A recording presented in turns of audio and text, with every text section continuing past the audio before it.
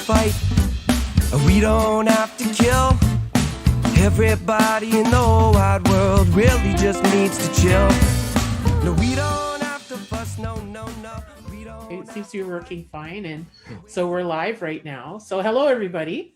Welcome back to Shooting the Breeze. Tonight, my guest is Oliver George. Welcome, Oliver. Hello. Feels so weird because we were just talking for like 10 minutes. Because I have this bad habit of not telling people that we haven't started yet. And so we get these really great conversations going. And then I'm like, I'm going to start the live feed now. It's funny you say that because whenever I have a guest on my show, I literally like, if I catch us talking, I'm like, no, save it for the interview. Because you do get like great shit sometimes before you even start rolling. And you can't recreate it, if it's in the moment. Exactly. And the thing is, I don't want to like cut the person off either. So yeah. But that's even harder with digital stuff too, right? Not cutting each other off. That's the one thing I hate about this type of medium is like I feel like I'm always cutting people off when I'm doing Skype. Me too. Because it's different than when you're face to face with the person because there's that rhythm of being in the same room. Oh, for sure. Versus, we're just gonna talk over each other at some point.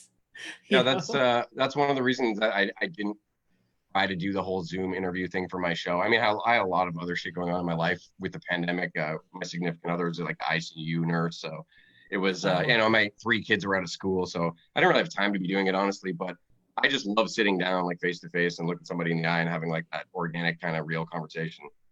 Not to shit on what you're doing. Yeah. Thanks, Oliver.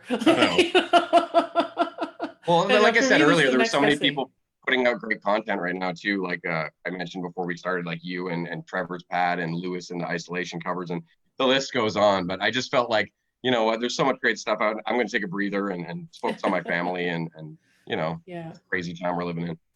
Mm-hmm. Yeah, it has been nuts. So how you said your partner's an ICU nurse, you have kids. So I guess that's been your life for the last 3 months, right?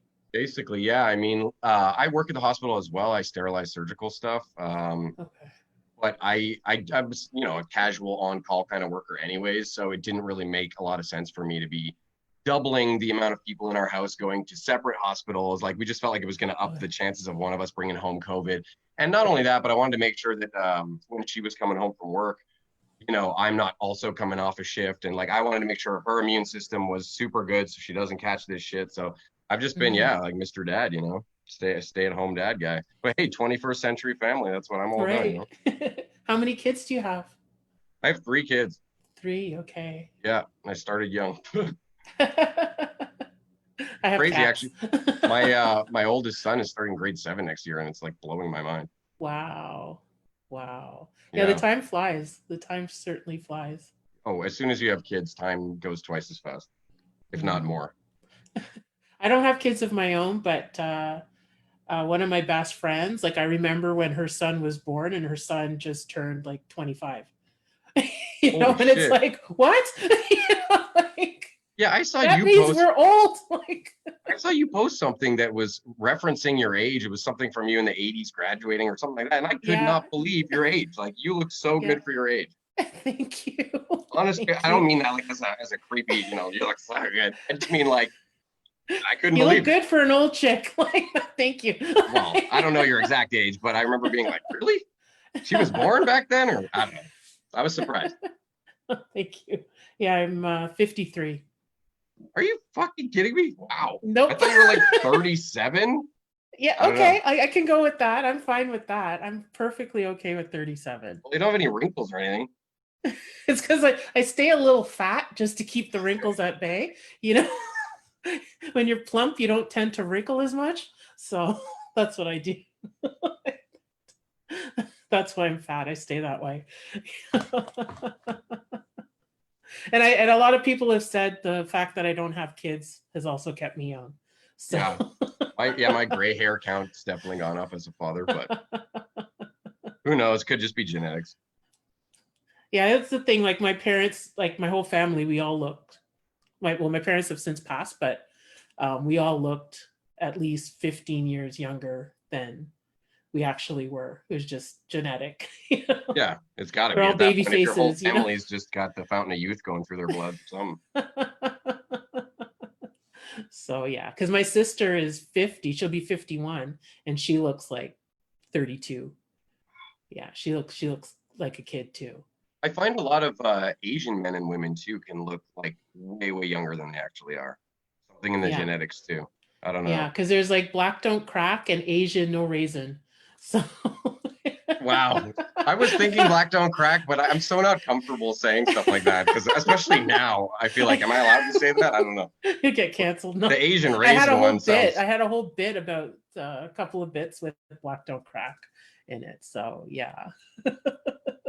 weird though because with the Asians, I find they look really young, so young, even when they're pretty old, and then one day they look like Mr. Miyagi, and they're just like, Yeah, with black people too. It's like you oh look yeah, you look 35, 35, 35, then boom, you're it 97. just hit. Like that. That's so odd. Yeah. Like I'll Huh. wake up and I'll be like, what the hell? Like Yeah. I wonder why everything that will is. catch up at me at like overnight. All the drugs, all the smoking, all of this will hit my face Why overnight do one you night. do So you smoke? I used to smoke. I used to smoke. I quit 10 years ago. Nice. And That's about the same as me. Yeah. I quit like yeah, 12 years ago now, I think.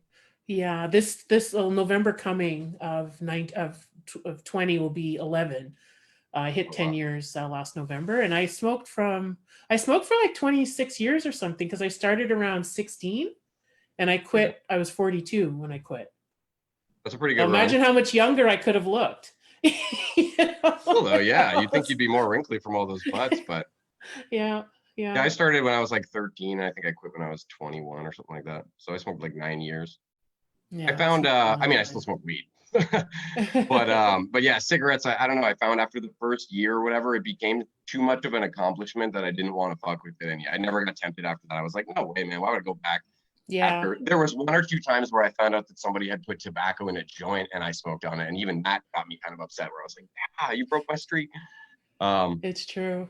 but it's weird. If you haven't had tobacco in a while, it hits you hard. You get such a head rush. It's crazy. Oh my God. Because a few years ago, I went to Halifax to visit friends. And I think, yeah, it was about 4 years ago. And of course, we were drinking, and my friends smoked. I was the only one in the group that didn't smoke. And for whatever reason, I found myself alone in the kitchen with a pack of cigarettes in front of me. And I was like, what? It won't hurt. So I took one and I went out on the balcony, one haul, and everything started spinning. I fell. I hit my head on the barbecue. Oh I was like shit. shaking. It was Jesus. horrible. It was That's pretty horrible. intense. Yeah. And then it was awful. It was awful. I was like, never again. And it's not even to say I smoked the whole thing. It was like the first haul, and I felt everything, and it was like, oh, and yeah, I hit my head on the Yeah, barbecue, that's and not what I was expecting you to say. I mean, most people get a head rush, but you got head trauma. I got head trauma. Jesus. Exactly. I had That's a intense. brain injury, and I felt awful after oh I yeah. can So say one embarrassing thing that I wonder how many other people have done this, but a friend, my best friend back in the day, and me before it might have been around the same time we were starting to smoke cigarettes, like 12 or 13. We didn't know what the hell we were doing, like grade 8, I think. And we were stealing cigarettes from his mom. We would steal like a pack from her carton or whatever. There were these super long, what they would call bitch sticks back then, which is probably totally incorrect term now, but I'm sure people have like heard the that. ones that are longer than king size, Yeah, and you got to cut half the filter off just to get anything through because the filters are like the that long too. filters. So, It's probably like but a to us, it more was, or something. but when we couldn't get those, or maybe it was before we tried cigarettes, we actually thought smoking. We're like, oh, smoking, we're gonna smoke weed, and we went to the river and like rolled up like random fucking weeds and shit, like dried out. I'm sure other people have done this. I fucking hope I'm not the only idiot that tried that. I was a dumb kid, but Like yeah, and literal people would go grass. by and we're just huffing on like these, probably use like toilet paper or something to roll You're smoking it in. dandelions. Like, must have looked so ridiculous. Yeah, Oh my basically. God. Oh, Oh my God. That was so funny. Because my late father used to smoke, and then he quit. He quit like 30 years before he passed away. And my sister and I used to pinch cigarettes from his pack. And like we had it that you could open it from the bottom and like undo the foil and just sort of pull it out, and then it doesn't move. Really? but And yeah. he might have still been counting them. I'm sure he noticed sometime. Yeah, I think, yeah, because the thing is, it's like there were times where I didn't realize that my sister was also taking from him. So he would Oh yeah. notice if both of us took, but he never caught us in the act though. I So, my parents were so nice in a similar way where I used to steal booze from them when I was a teenager all the time. Where you take like a little bit from every hard liquor bottle and then you mix it with fruit juice and get some jungle juice. Um, but my yeah, they rarely bitched at me. I like they obviously knew, but most of the time they kind of just gave me a slap on the wrist and 'cause they knew I was pretty responsible when I was drinking for the right. most part. But it was Yeah. I don't know. I was just a bad teen kid, I think. I pushed my parents to the point where they were like, oh, I don't know. Because yeah, my sister and I weren't bad kids, and I think the smoking was the only thing that our parents really got angry at us for. Like that was the only thing that they were like, "Don't smoke." And then we would try the. My mother never smoked, but my sister and I would try the. Well, with our father, well, if you quit, we'll quit. And he's like, "It doesn't work that way." you know? Yeah, it's do as I say, not as I Yeah, do. Yeah. exactly. It doesn't work that way. Yeah, see, my parents didn't smoke at all, which I think that was more the reason why I may have taken it up because I was trying to be like, my parents are Different. nerds, so I'm going to be cool or whatever. Meanwhile, no. In the long run, I'm looking back like, what the hell? Especially my age. It's even with weed. Like, I still smoke weed. I love weed, but back in the day, I started the same time when I was like 13. That's the one thing I would Mhm. change probably if I could go back with modern sort of knowledge on cannabis and stuff, is and the development of the brain and all that. I would have wanted to maybe start when I was 18 or 20 or something like that. But Okay.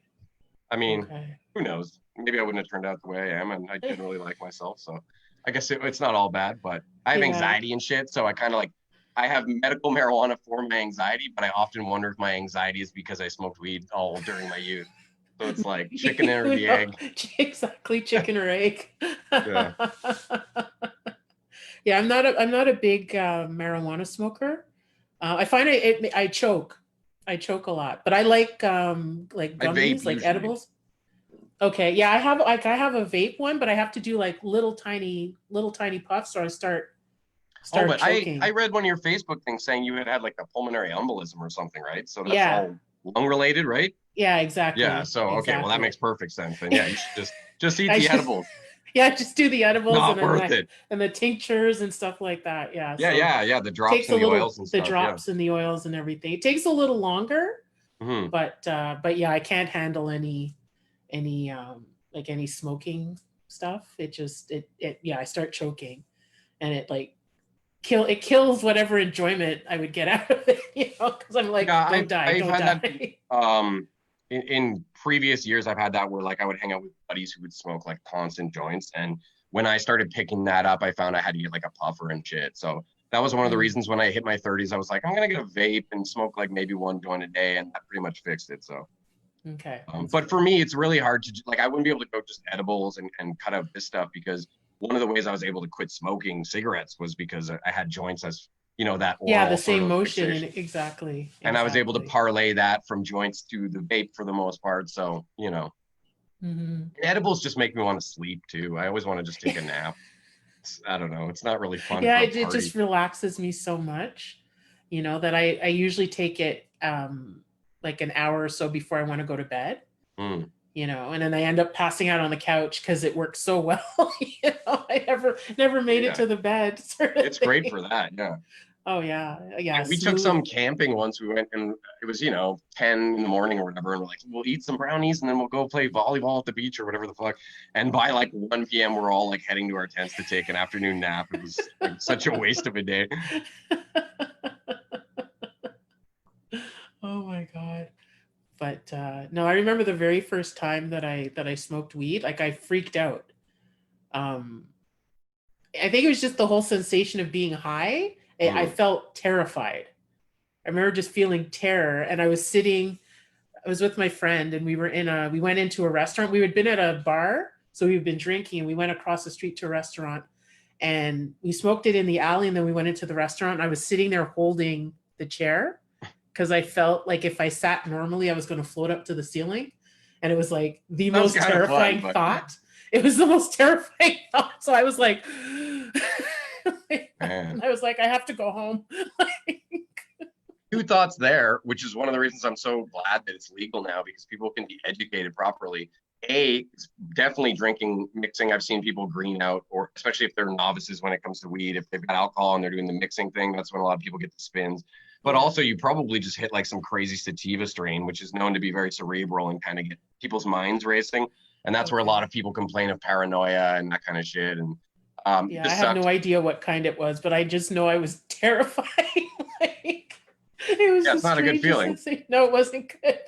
It wasn't good. And I remember I was like almost crying. Like I ended up going home in the taxi because I was all like freaked out. Hey, you got to do what you got to do sometimes. Exactly. I was like, I need to go home. Get to home base. Yeah, that's a very natural reaction. I think when people are tripping out, they want to just go to home base. Yeah, exactly. And I was living at home still. Oh, you mean with your folks? With my parents. Yeah. Yeah. I was probably like maybe 20, 21, something like that. Like I was young. I was still quite young, but I was living at home. And yeah, I don't remember if they confronted me or anything. I don't think so. But I remember I was like, I need to go home. This is not good. I'm afraid. Terrified. Yeah, when you have a really like bad experience related to drugs, it can be pretty friggin' freaky, you know, especially if it's like psychedelics, or I don't know if you've ever done like mushrooms or anything like that. But for the record, mushrooms are super fun. You know, I've done them many times in my youth, especially. But nevertheless, you can have a bad time if something goes wrong. Like I got injured once when I was like 16 or 17 on mushrooms. Just people around at the river, and someone thought gravity was cool, and there ended up being rocks thrown in the air, and basically some rock landed on my like collarbone. And yeah, I just remember everybody looking at me and being like, oh, because they all heard the noise of this rock hitting my bone. And the crackers.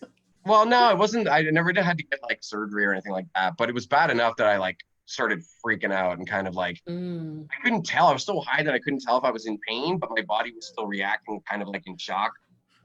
So I ended up calling my mom. Like I got good parents. I love my parents, and especially when I was 16, it was just like such a scary experience. And then I ended up having this wicked conversation with my mom where I told her I was on shrooms, and like we totally like connected, and she kind of took care of me, and it was like really fucking trippy. But yeah, right. That's my high school years. Jesus. Well, the thing is, I remember like growing up, my parents telling me and my sister that, you know, if you're ever in a situation where you need us to come and get you, don't be afraid to call. And I always thought that was just like, they're saying that, but then they're going to rip us a new one if we do it. And stuff like that. But I remember one night being out with one of my girlfriends, and the guy who was supposed to drive us home was like loaded. He was like, he couldn't drive, and we were too far to walk and everything. And I called home. And so I'm sure it scared my parents to get, you know, for the phone to ring at like 3 a.m. sort of thing. And my father answered, and I said, you know, the guy who's supposed to drive us home is drunk. Can you come and get us? And he was like, yep, where are you? Gave him the address. Like 15 minutes later, he was there, picked us up, dropped my friend home. And then he wasn't mad at me at all. That's awesome. And I was like, oh, thank God, you know? So yeah, so it was, my parents were the same way. They've picked me up from similar situations and made me feel like I did the right thing for calling them. But I definitely still got a lot of, you know, lectures the next day kind of thing. Yeah. I remember being super sick once downtown at a buddy's place, and we stayed up all night. And I called in for my shift the next day saying, I'm not going to be there because we knew we were going to party all night. I ended up getting, like, I was the last one awake, me and the other dude on the balcony sort of porch thing they had. And then he went in to get a drink or something, and I fell asleep out there. So I woke up in the next morning thinking I was all right, and then all of a sudden the nausea hit. Oh. And it was such an embarrassing time because I was like throwing up over his front porch, and there's like kids walking to school, and it was like, and they're like, I felt like trash, like human garbage. Oh no. I was like 21 or something. Most of these crazy stories for me are a long time ago. I don't. I try to purport myself in a better manner these days. I have Same. kids now. I have my moments, but for the most part. Oh yeah, if we got a babysitter, I'll get drunk and go dancing like a motherfucker. But you know, I don't do stupid shit. I don't do stuff. You know, I was always a pretty good kid in a sense that like I partied a lot, but I never got arrested. I never got in fights. I just experimented with my mind. Oh my goodness. But it's funny, Yeah. the speech you were saying your dad gave you about picking you up, I've already like started to give my kids that speech, and they're way too young. My son's 11, but it's, hey, you're gonna be a teenager soon. We're having those talks now. Hmm. Buy deodorant. Exactly. Because I know as a kid, like I didn't really have that, like was always close to my parents, but it wasn't until I was like grown, like fully grown, like maybe 20s or 30s, that like we became friends. Because it was Oh all my yeah. parents always had that separation of I'm not your friend, I'm keeping you alive. Well, they're trying to maintain some authority status. Exactly, Yeah, exactly. But like the last like my mom was one of my best friends. that's And awesome. I told her everything. I'm sure she was like, I really don't need to hear this. I would Too tell much her information. everything. Yeah, she's like, ah. She probably hung up the phone and was like, good God, pour herself a drink sort of thing. Yeah, But yeah. yeah, we were very, very close, and it was like, it was always the type of thing, like if I can't tell my mom what I'm doing, then I shouldn't be doing it. That's probably good advice. Yeah. Yeah, that's the type, that's how I, that's how that's how I operated. Like, how would I feel if mom found out about this? If it was like, oh, she can't find out, then it's like, okay, maybe I shouldn't do this. But if it was like, I'll explain it and maybe she'll, she's not going to be cool with it, but if she finds out, she finds out, then, it was okay. But Well, you yeah, sound like you so had good parents. I did. I did. They were wonderful people. So I miss them a lot, you That know. sucks. I'm sorry to hear that they Yeah. passed. Thank you. Yeah. This July will be 6 years for my father, and October it'll be 2 years with my mom. Oh wow. Yeah. So that's it's been tough. It's been Yeah, tough I'm because she God. That passed a few months before I moved to Ottawa. So there was like just a whole lot of change in a short amount of time. So yeah. So even though it was like I was happy to be here, it was kind of all over the place, trying to find my footing. I can only imagine. I mean, I still have both my parents, but I've lost a lot of my grandparents in recent years, and I had a Mm, friend who took his own life a couple of years ago, and so I've started having more exposure to death. But just when I hit my 30s, it became somewhat of like an obsession for me. I do have OCD, so that's probably part of it, but I death is just a fixation of mine. Death and dying, and not to be morbid or mm. anything, but know how other people don't walk around thinking about it all the time. Like, Yeah, because I think life is about so it all just the like, what the time. fuck are we doing here? Like, and then we just die, and then like, I just all day I Yeah, spend thinking about that. yeah, yeah. 'Cause I It's found it always hard on my mind too. I find it hard to subscribe to any like specific religion. Not to shit on anyone who does, but I don't know. It's hard because I'm not really sure what I believe. So I think that's one thing I would say about faith. It guides a lot of people, whether that's a good thing or a bad thing, depending on, I Mm, guess, what you follow. And I don't know how yeah, you feel about that. But when you don't have a specific faith, I don't know. I definitely feel lost sometimes because I do consider myself a spiritual person. yeah. So I don't know Like where I'm going with we, this, but opening because up. like I was raised Catholic. We were raised Catholic, and my Same here. mom my mom was very devout but modern. Like she was like, you should be on birth control and sort of thing. So she wasn't like out of touch sort of thing. And she went to mass every weekend and things like that. And I know when we were young, like my sister was an altar girl and we went to like private Catholic school. So it was like church, church, church and everything. And then when I got to a point where I could make the choice for myself, I just didn't go, Mm. and it's like, um, But was that like a conscious thing, or you just got lazy about going? it was conscious. It Okay, was you a chose conscious like I don't thing. want to do. 'Cause, Yeah. yeah, because I always felt forced, and I always felt that that shouldn't be something that's pushed on you. Oh, I agree completely. I don't think it should be something that's pushed on you. Okay, if you have as a little kid, and you want to show, that's one thing. But I just didn't like feeling like I'm here and I'm here against my will. Yeah, being Yeah, exposed to something is not necessarily the same as being like indoctrinated into something. yeah, And I found like exactly. I went to Catholic school until grade 8. But my family was very interesting because the only reason my brothers and I were put into that school was because my parents just thought it was the best school around.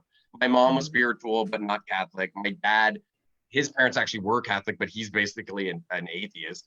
So like okay. I was only going there for sort of happenstance. And I was always the black sheep too, because I wasn't confirmed, so I didn't get to eat the little bread. And I always felt like Okay. that it's probably why I got into comedy. It felt like an outsider or whatever, just but same thing. I don't like the brainwashing aspect of like when kids are that young and your brain is just like a sponge, they're going to absorb and believe whatever they're being told. And that's great for you if you found Catholicism or Christianity or Buddhism or whatever on your own path towards that as an adult, then that's amazing. But I Right. feel like, yeah, same thing. I completely agree with you, because for me, it's, I still carry Catholic guilt around with me where I'm like, why am I feeling bad about this? Like, I feel like Jesus is Exactly. watching. I'm like, I don't even know if I believe in Jesus. Like, what am I And doing? I don't want him watching me all the time. Yeah, it's creepy too. Like, and just the mass manipulation aspect too of like, if you have a book that's 2,000 years old, every person that's come into power along the line would have messed with that book to make it sort of suit their needs. Whatever king has control for Exactly. 100 years, you don't think he's going to rewrite the shit out of the Bible.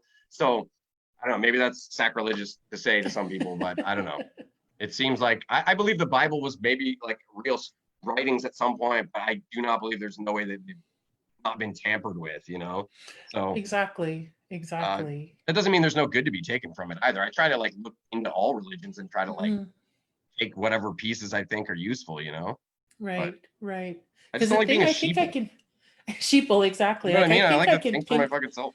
exactly. Like I think I remember the point, like the event that I said, I'm done. As soon as I don't have to do this under duress, I'm not doing it. So like I did like first communion, confirmation, and everything. And it was, I can't remember what this sacrament was, but my sister was doing the prep at school for it. And the day of the ceremony, we're at the church, and I made the mistake of saying, "Oh, I didn't do this." It was some like first confession, I think it was, Oh, that good. I had never done. And I guess one of the church ladies heard me tell my mom, because I was like, I don't remember doing this. I don't think I did this. And the lady came over and she's like, well, you must do it. And I was like, I don't want to do Like, it. yeah, fuck you. I don't want to do it. Yeah. And it was like, oh, you must, you must, you must. And I remember looking at my mom, like, help me, sort of thing. And my mom's like, just do it. Just do it. And I basically lied to the priest because I had to go and like confess my sins, but I was like 11. What Yeah, sins yeah. could I have I stole a committed? cookie or something. Yeah. Yeah, so that's basically what I said. I was like, I punched my sister, I stole a chocolate bar, I just made up these things. And I Yeah. remember feeling so awful, Well, feeling that's so kind of what they awful. want, I think. Or I'm not trying Yeah. to go on a rant about Christianity by any means here, because there's a lot of good Christians out there, but Hmm. I completely agree. Like the whole idea of confession and sinning, it's just supposed to like put you down and put you in your place so that you can be Yeah. manipulated, I feel like. And Yeah. meanwhile, the priests are fucking little boys. It's like until you clean up your fucking staff here, get the Pope and his Yeah. boys to stop, doing all this crazy shit and covering it up, Exactly. then why the hell am I going to tell you my sins about something much Yeah. less heinous? I don't know. Exactly. Yeah. I just remember feeling so, I felt angry and I felt like this is not right. This is not right. I'm sitting here whispering into the ear of the priest. I was like whispering these things that everyone could hear because it was quiet. And I was like, yeah, I'm done. I am done. Well, the nail in the coffin for me was when I got into high school and started making more friends and started making friends that were gay or lesbian or whatever else. And then I was like, okay, what? These people are bad. Like, and some of them were really good friends and great people. And I'm Mhm. just like, fuck this. Like, I'm not, any Yeah. religion that says you can't love someone else is just ridiculous to me. Like, Yeah. Or isn't says that that you supposed to have be to God? hate. Isn't that God's main jam? Like spreading love and peace. So like, Yeah. I don't know. No, I It's, agree with and you. I just agree with all you. the sexual repression stuff in a lot of religions is very strange to me. I Hmm. don't know. But Yeah. these are mysteries of like thousands of years. Who knows, right? Exactly, exactly. Because I know I get like my shackles up. Like if I like watching murder mysteries and like true crime shows, and when as soon as like they describe the people as like devout Christians, I'm like they did it. They Yeah. did it. Those two-faced Christian crazies like that. Oh, totally. Guilty. Like, Yeah. I think that happens a lot. People, when they're guilty of something, they try to, they find someone else that's doing what they're guilty of, and then they try to mhm, point the fingers at that person to take the heat off themselves, yeah. or And they I think and it's the going thing is to, but like, how is murder less of a sin than divorce? yeah. Or How is that less coveting of a your sin than neighbor's wife, divorce? or like What are the other commandments? Like sloth. Coveting your Don't be a neighbor's sloth. wife, that seems extreme. So like if your neighbor has a hot wife and you check her out, you're going to hell. I don't know. Pretty I much. guess coveting is like if you're like I don't know the You're definition like, of coveting. Yeah. coveting. Yeah, coveting sounds like kind of an extreme word now. That maybe I take that back. If you're coveting someone's wife, maybe that's Because I know lust is one, and I think we're all going to hell. those are the 7 deadly sins. I was talking about the 10 commandments. Oh, the commandments. Oh, yes, that's a deadly sin. Commandments. Yeah, thou shalt not kill. Yeah. Okay. Yeah, Goes don't without steal is saying. the other one. Yeah. But right there, that one, it's already like, what if you're freaking, Aladdin at the beginning of that movie? He's just gotta steal to eat. Survival. He grabs a baguette and he's trying to run for his life from these bastards with sabers. Like, I don't know. It's debatable. Like right there, that one, don't steal. Well, when some people have billions of dollars and me and my babies can't eat food, like so Yeah, it's too there's got to black be and white. some wiggle room. Yeah, it's Gotta too be black some and ri- white. Just Yeah. stone, and they're written in stone. It's like, nope, we can't erase them. Yeah, and you steal, you gotta get your hand cut off or something like that. And Yeah, there has to be some leeway, I think. yeah. But yeah. So But that's again, when it comes to religion, I don't care what you do, as long as you're a nice person, you're not hurting anybody, and yeah. you're peaceful, and you believe in like a unified world, then that's cool. Hmm. And do Yeah. I whatever just don't brings want you peace. anything pushed on me. Yeah, It's just I don't want anything pushed on me. I'm not gonna push my views on someone else, and I would especially when hope it's that door they to wouldn't door, do like that. Jehovah's Witnesses and Oh Mormons. God. Not to target them or anything, but I don't know. It's pretty relentless when you're like soliciting. But I think someone said that that's part of, I don't know if it's Jehovah's Witness or Mormons, but that it's part of like their religion Yes. essentially is to go out and like show people the way or whatever. Yeah, and that So if somebody says no thank you, it's, oh, that's one more person going to hell, more room for us in heaven, sort of thing. really?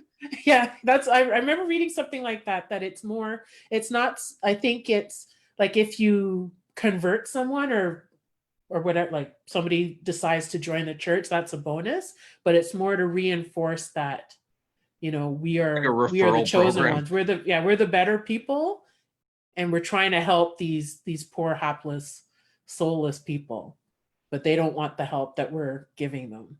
Yeah, I well, remember not at reading 8:30 that. in the morning on a Sunday, maybe. Exactly. Exactly. Trying to make Not some when I'm nursing a pancakes. hangover. Come on. Come Yeah, around exactly. Yeah, two, that's maybe. yeah. Well, I actually used to have pretty good chats with the Jehovah's Witnesses, to be fair. Like, because I don't know, I honestly like even back then when I was living in my parents' place, I like talking to people. I like having discussions and debating people and stuff like that. So, I was actually pretty happy to talk with them sometimes. But the problem is, then they think that you want them to come back every Saturday and have the same talk, Every and eventually they'll get you. And I'm like, no, I'm doing this because it's like a sport for me. I like debating, like, because I remember one time I think I was about 19 or 20, and I was a student. So I grew up in Montreal, so I was going to Concordia, and I worked at Eaton's part-time. And this was around Christmas. So Christmas is crazy. And I was on a break, and I remember going out into like the mall part of Eaton's, and all I wanted was to have a coffee and a smoke and just chill out, because I've been like dealing with people for like the last 3 hours. And so I remember sitting down, lighting a cigarette. I'm just sitting there, and this woman came and sat down right next to me, and she was friendly and everything. And she was like, "How are you?" "I'm fine." And I had like my Eaton's name tag, and so she's making conversation. I don't really want to talk, but I'm being polite. And then she started asking me about Jesus and God and all of this, and I was like, "I'm sorry, I really don't want to talk about Jesus and God." This woman stood up and did this thing at me. It started yelling. you're a Yelling at blasphemer. me. And I was just like, whatever. But Dude, did the hand thing. that's intense. Like, rip me a new one. Like, she just snapped like this. And I was like, what the?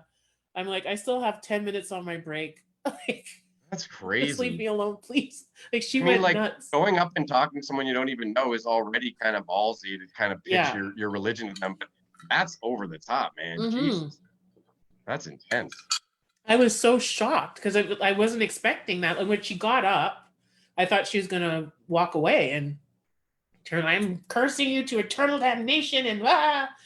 And I was just like, God, whatever, fine. I'm going to hell. It's fine. Whatever. It's fine. I'm good. It's so weird though. Like In what world does she like? Is that part of her religion that she thinks she can damn people to hell? Like, I guess so. wouldn't that make you God if you can do that? I don't know. You can't spite people. You're not God. Yeah, I don't know. You could yeah. tell God, be like, there's a Yeah, sinner over that here. I don't know how it works. I don't know what the that rules are. lippy bitch, put her in hell sort of thing. She could snitch like that, but oh my god. Oh my god. Crazy, crazy, crazy. But so comedy. Yeah, I was gonna say we're just talking about religion and theology and stuff now. That's Oh, we're bonding. We're bonding. oh for sure, dude. This is what I try to do on my show too. Just Yeah. have conversations about whatever. Like, Exactly, exactly. No, it's cool. It's cool. So, you said you've been doing comedy about 5 years or well, so? that's when I started. Like, I never liked saying I've been doing comedy for 5 years because of how inconsistent I was. I'd say the last Okay. year I got a lot more consistent. I started doing like a few shows a month and getting better gigs or whatever. Like, I still rarely got paid, but I made $50 once and had some cool experiences and some decent performances, I thought. But Okay, I've cool. done okay in the competitions. I made it to the semifinals a couple of times at Yucks and once at Absolute way back in the day. But I don't know. I'm all over the place because I play music and I did some acting and shit too. Nothing major, but I don't know. I'm a creative all around person, so I'm always trying to dip my feet in something else. Okay, cool. Are you going to register for the competitions that are coming up?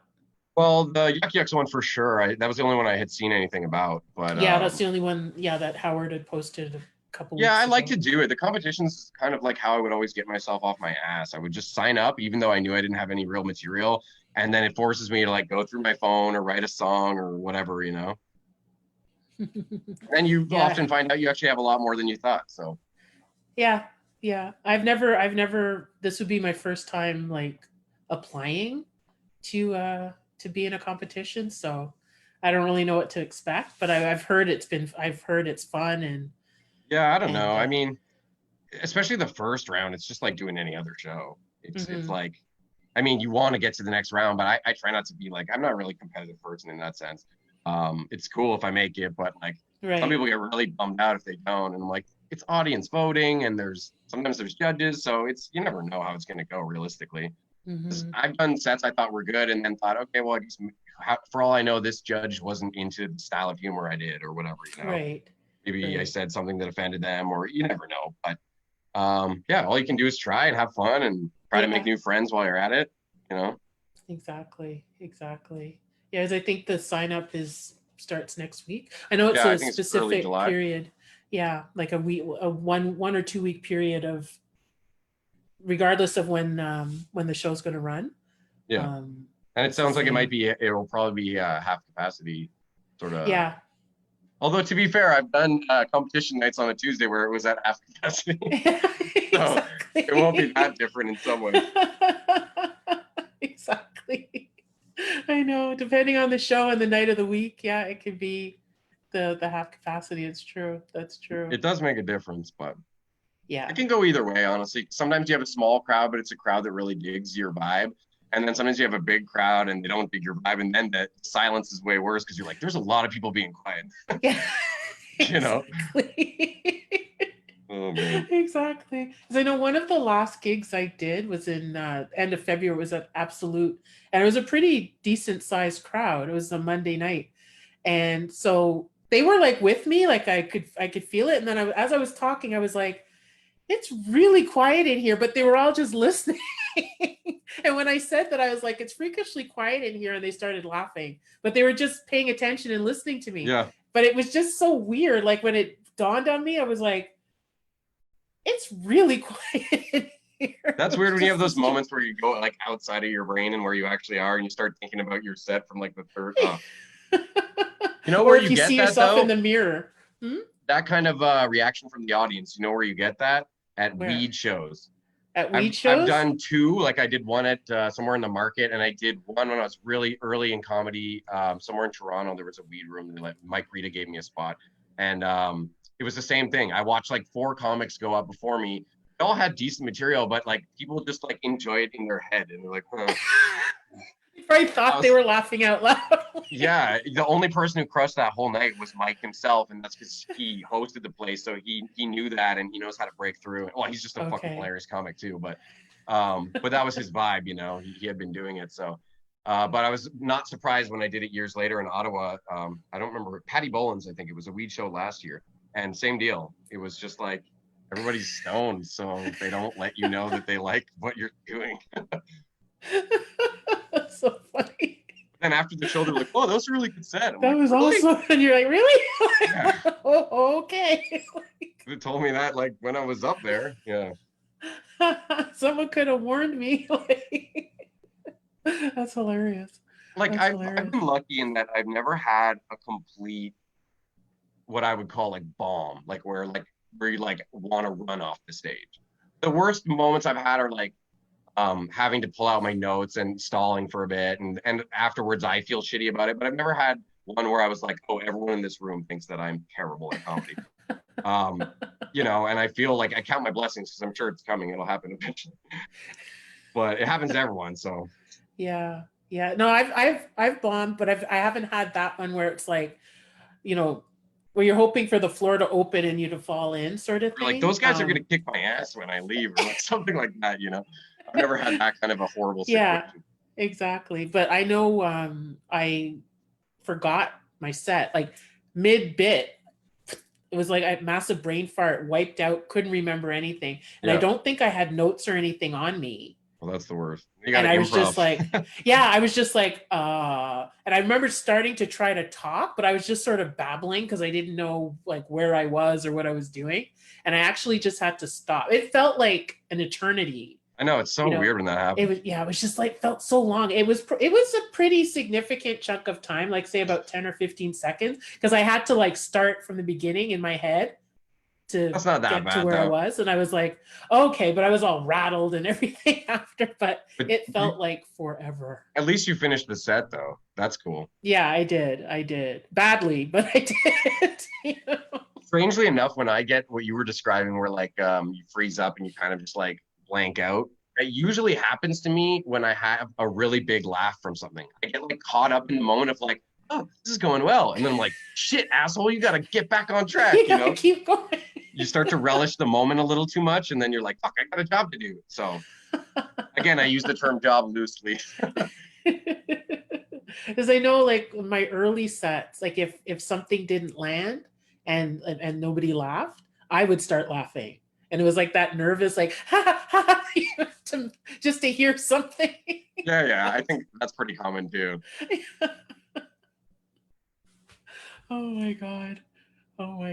But I haven't looked at the, I have a video of the very first set I did, and I haven't watched it in months. And I want to wait till like my first anniversary to watch it again. I'm sure there's going to be lots of like cringy.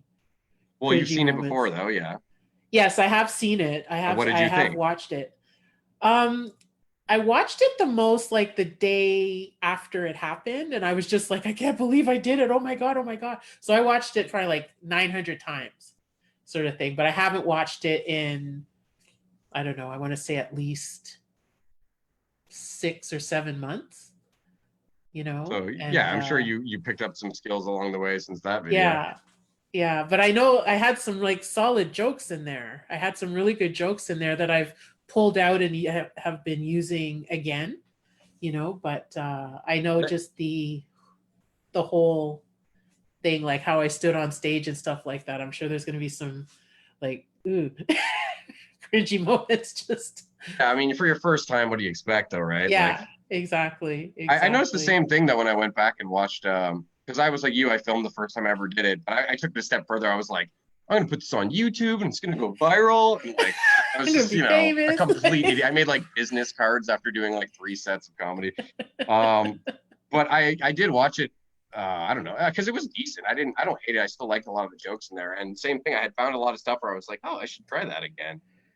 And just all that to say, a testament to like, you should either record your stuff or write it down in some capacity, because some of the earliest comedy I did that got me into the semis at Absolute, when I was like, I had done comedy like 3-4 times and I was still doing really well with that set. Yeah. And I don't even remember it at all.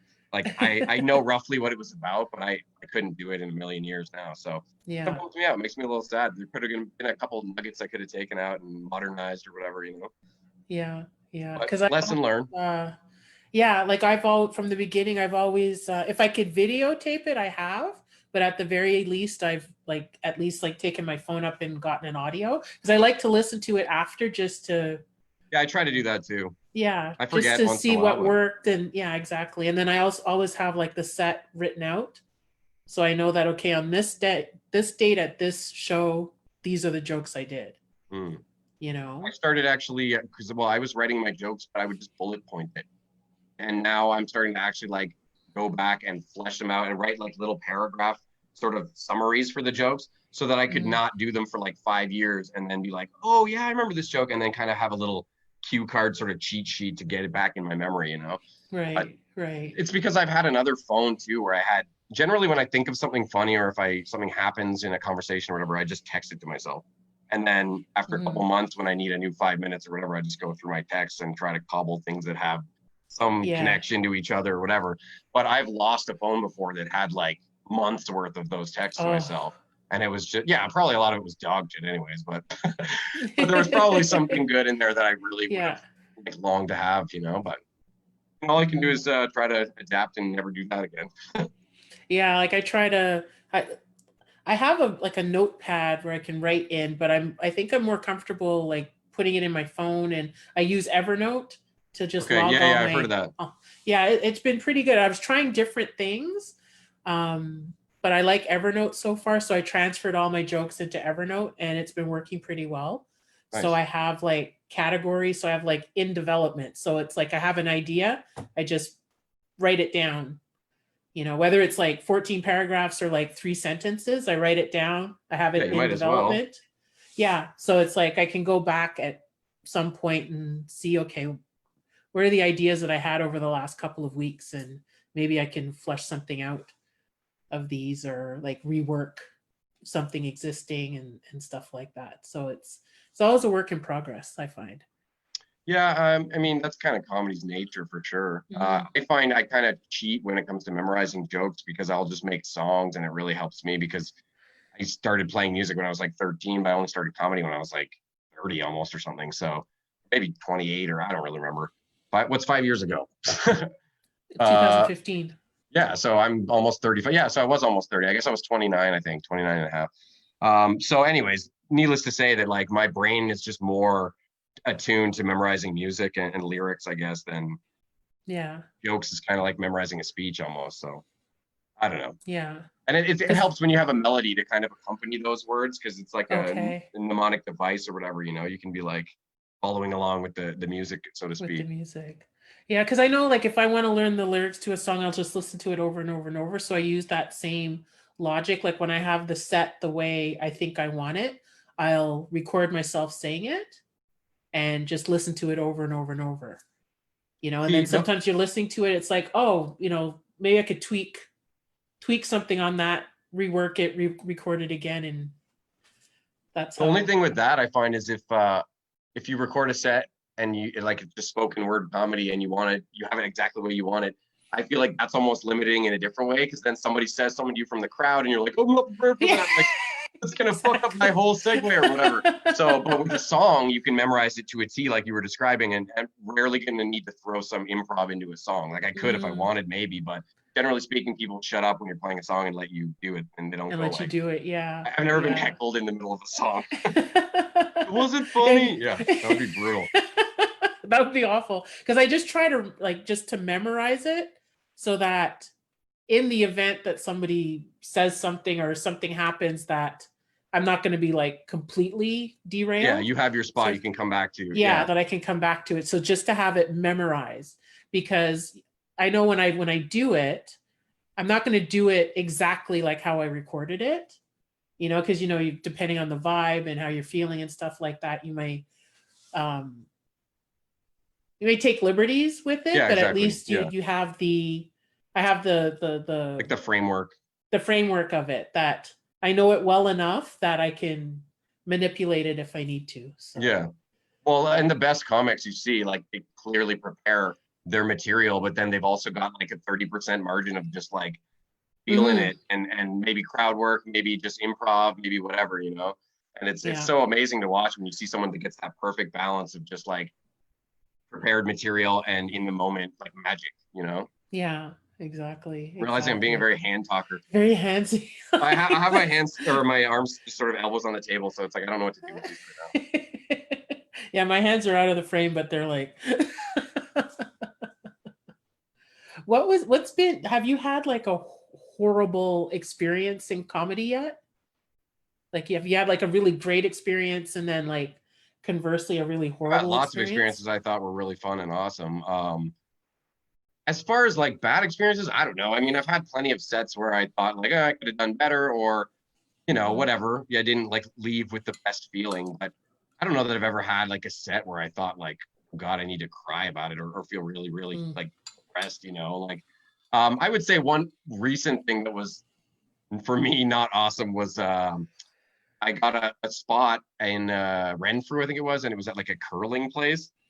It was some cool people there, Dylan Parker and George Astley. That was the first night I met him actually, and Yeah, I was they're supposed to two be the great guys. feature, and I feel like I did my shit. I did the same stuff that I had good laughs from before, but I just didn't get laughs, you know. And it's probably because there was like 12 people in the audience, and a lot of them were like senior citizens, and I was singing a song about furries, so I'm sure they couldn't really relate, you know. They're very like, what's a furry? Yeah, exactly. Like if they don't even know the source material that I'm singing about, then it's kind of going to go over their head. But not to use that as an excuse. Maybe I just had a shitty night too, you know. But that was definitely, I felt like a bummer just because I was like, oh, I'm featuring, I get to do like 20 minutes. And, you know, yeah, it was not the vibe I was hoping to come out of there on, but Okay. whatever. You know, again, it wasn't like I shit my pants or something, you know, like it could be worse. Thank I actually God. wrote a song. I remember I did a set at Yuck Yucks once, and that was the premise of the song. It was like this big build up, and then at least I didn't shit my pants, something like that. I wrote a stupid little ditty about that, just because it can always be worse. That was always my attitude. Actually started trying comedy when I'd gotten divorced, and then I had been single for a bit, and then I had met my now fiance and mother of my third child. We've been together for 7 years now, so we're essentially married. But after that, yeah, I was just kind of like on a different path, and after going through a divorce, which at the time was obviously hard, you know, I had young Yeah. children, so even though we're on great terms now, but still, going from the change of having like a 4 and 2 year old that you see every day to now like you have 50% shared custody, which is like the best case scenario. You know, we're splitting Yeah. amicably and you know being good and sharing everything, but it's still a big adjustment period, and I had to move back with my folks at that point for a bit, and I was kind of embarrassed and shit. But after that whole life experience, like going on stage and telling jokes just seemed so like trivial, you know, like Yeah.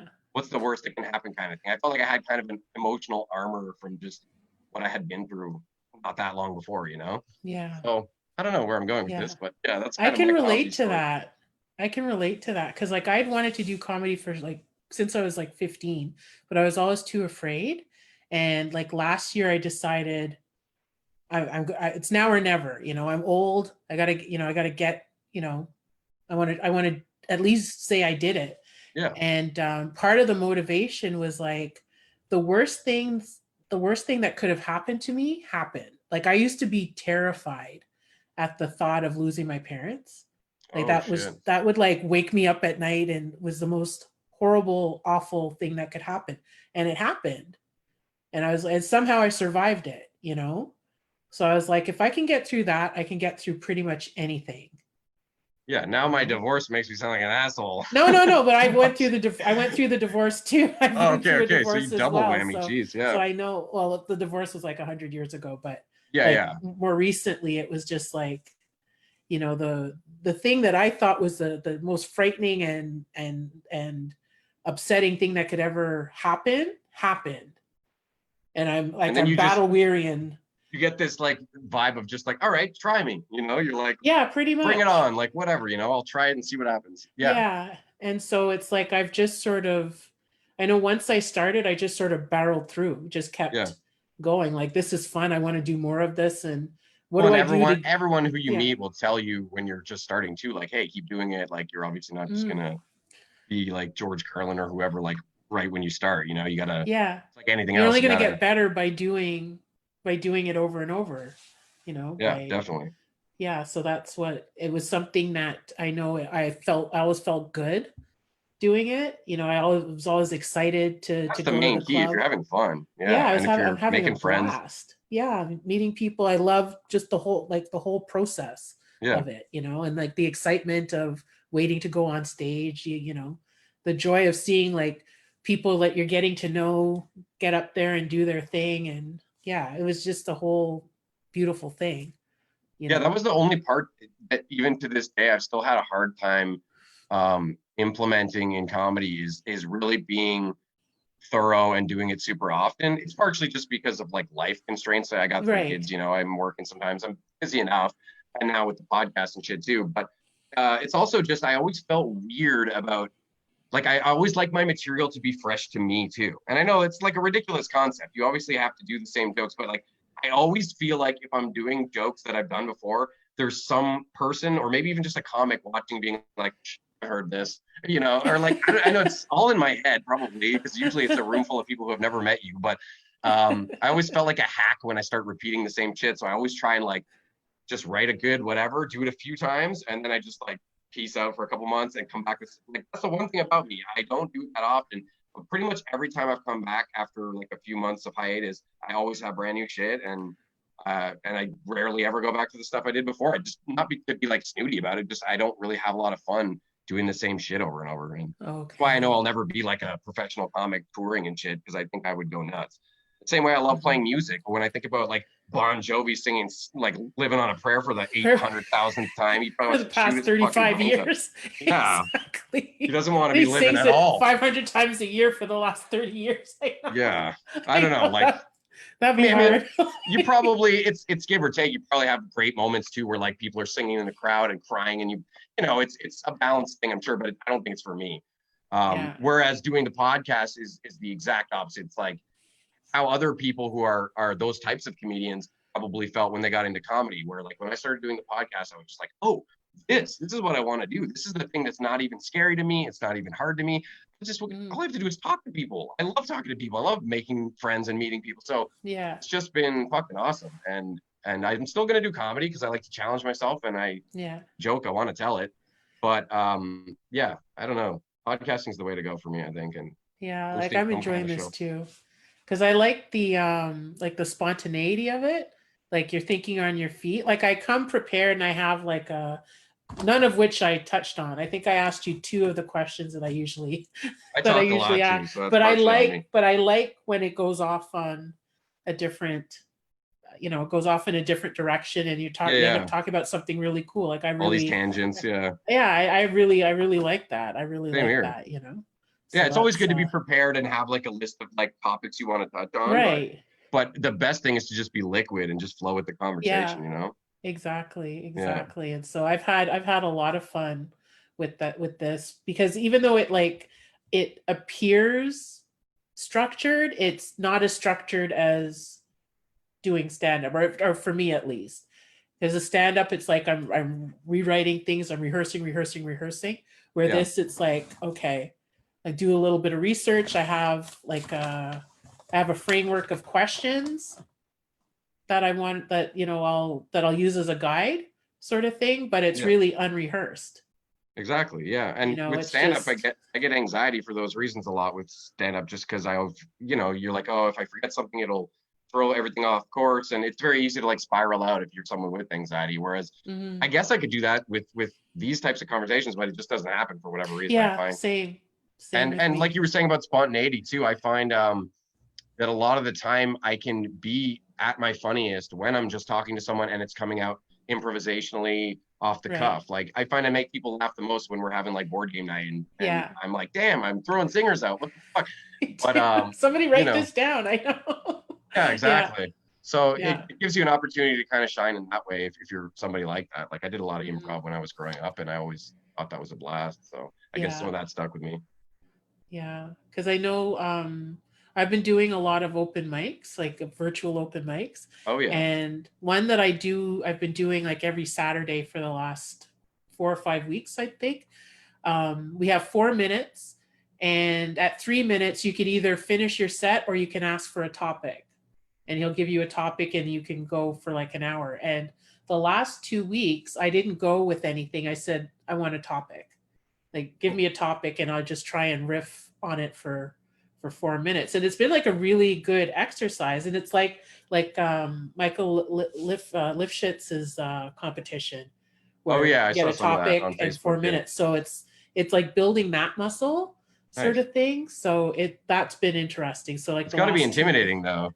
a little bit, because I'm like, what are they going to throw at me? And like last one, Yeah. it was Trump. So I just went on about for 4 minutes about how much I hate Trump. Sort of That's pretty broad, at least. Yeah. yeah. Trump, there's a lot of ammunition there. Yeah, exactly. So it was like, I He said, makes I it want kind to of try easy. more things like that, where it's like you give me a topic and either, I stop my set with a minute left and go for a minute, or do the whole 4 minutes on a topic. So I want to try more things like that, just more spur of the moment. I always used to want to go and do Kill Tony, just to, you know, Kill Tony or no? No, I don't know what It's that something to is. do out of the Comedy Store. Tony Hinchcliffe, he's like one of the roast kind of comics. He's pretty vicious sometimes, but they're kind of, it's a raunchy kind of show. It's not always up my alley, but I've enjoyed watching it before, and the premise is cool. It's like people sign up for the show and they put their names in a bucket, and then he pulls somebody up and says their name, and then they have a minute to do comedy.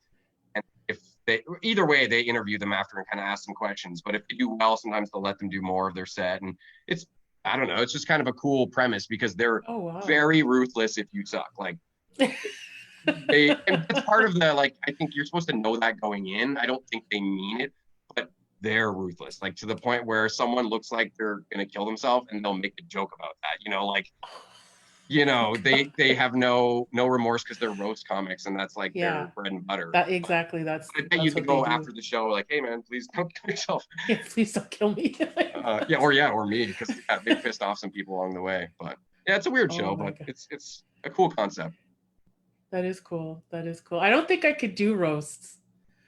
I couldn't I don't either. think, yeah, I No. don't think I could write roasts. I know people who are very good at it, but I don't I'm the think opposite. I could. bet I could write some, but I couldn't take it. I couldn't say it. I know I couldn't take people saying it to me because I don't have like the greatest self-esteem. I'm always trying to like be confident and shit, but like I try to be a modest motherfucker. I don't like people that are all full of themselves and shit. So I don't know. I feel like someone would insult me and I'd be like, you're right. You're You know? right. I don't know. I'd get salty real quick, I bet. Because I got roasted a few months ago, and while it was funny, it was, and I think that's the purpose of a roast, is to go for like your Achilles heel Yeah. sort of thing. So they went after my weight, and I was like, I don't even like watching someone get roasted about something like that because it's, I don't know.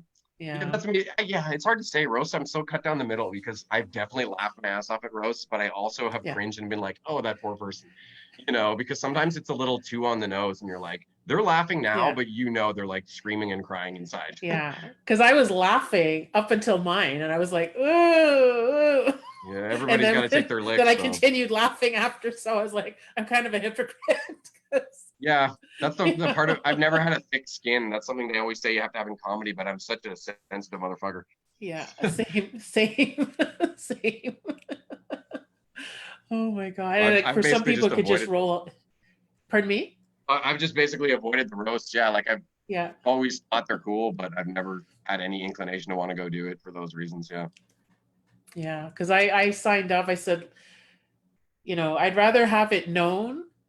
I'd rather know I'm being roasted than, here in the background or something. So I was like, the two guys are doing, they know me, we're friends. Let's see what they come up with. Well, they always say roast the ones you love. So yeah, exactly. So I don't think I'll sign up for another one. Ended over roasts, though. You never know. Possibly. I'm sure it's possible. Some people go for the jugular and they say shit about like people's dead relatives and stuff like that. Like I've heard bad roasts where I'm like, oh my God, how do you come out of that and still be friends? I don't know. I know. It's true. It's true. Because some of them I was like, but yeah. You find it weird. I'm sorry, I gotta go off on another tangent here. You find it weird? Like I feel like I should be looking at the camera, but I look at you instead. Like you're down here, so I feel like if people are watching this, I look like I'm not looking in the right spot. And I'm doing the same thing because I'm looking at, because I have our images side by side. So I'm looking here. So it Okay, doesn't yeah, look it like I'm totally looks looking in like the you're looking camera. at me now. Okay. Oh, Yeah, does maybe, it? maybe it's not Okay. noticeable. Yeah, because I'm not looking at the camera. I'm just looking to the right, to the left, because that's where your image is. So I'm watching you as I'm talking I instead of the have camera. this laptop like balancing on a tiny little, it's like some kind of plastic square, like cube, sorry, rather, toy or puzzle of some kind. So that's why my computer keeps wobbling. It's like Okay. I'm worried it's Yeah, I gonna have fall mine over on a here. box so that it's up high, so that I'm not looking down because that would be like a really bad angle. No one likes those angles. Yeah. Yeah. Yeah, the angle's not, I want to put it higher so I can, look Well, up, I was but just trying to get full frame too, and I had to end up putting like some paper over my lights down here because we've got really, really bright studio lights, and it's okay. great when we do the show because everybody always looks amazing on camera because all your imperfections are just like blasted out with light.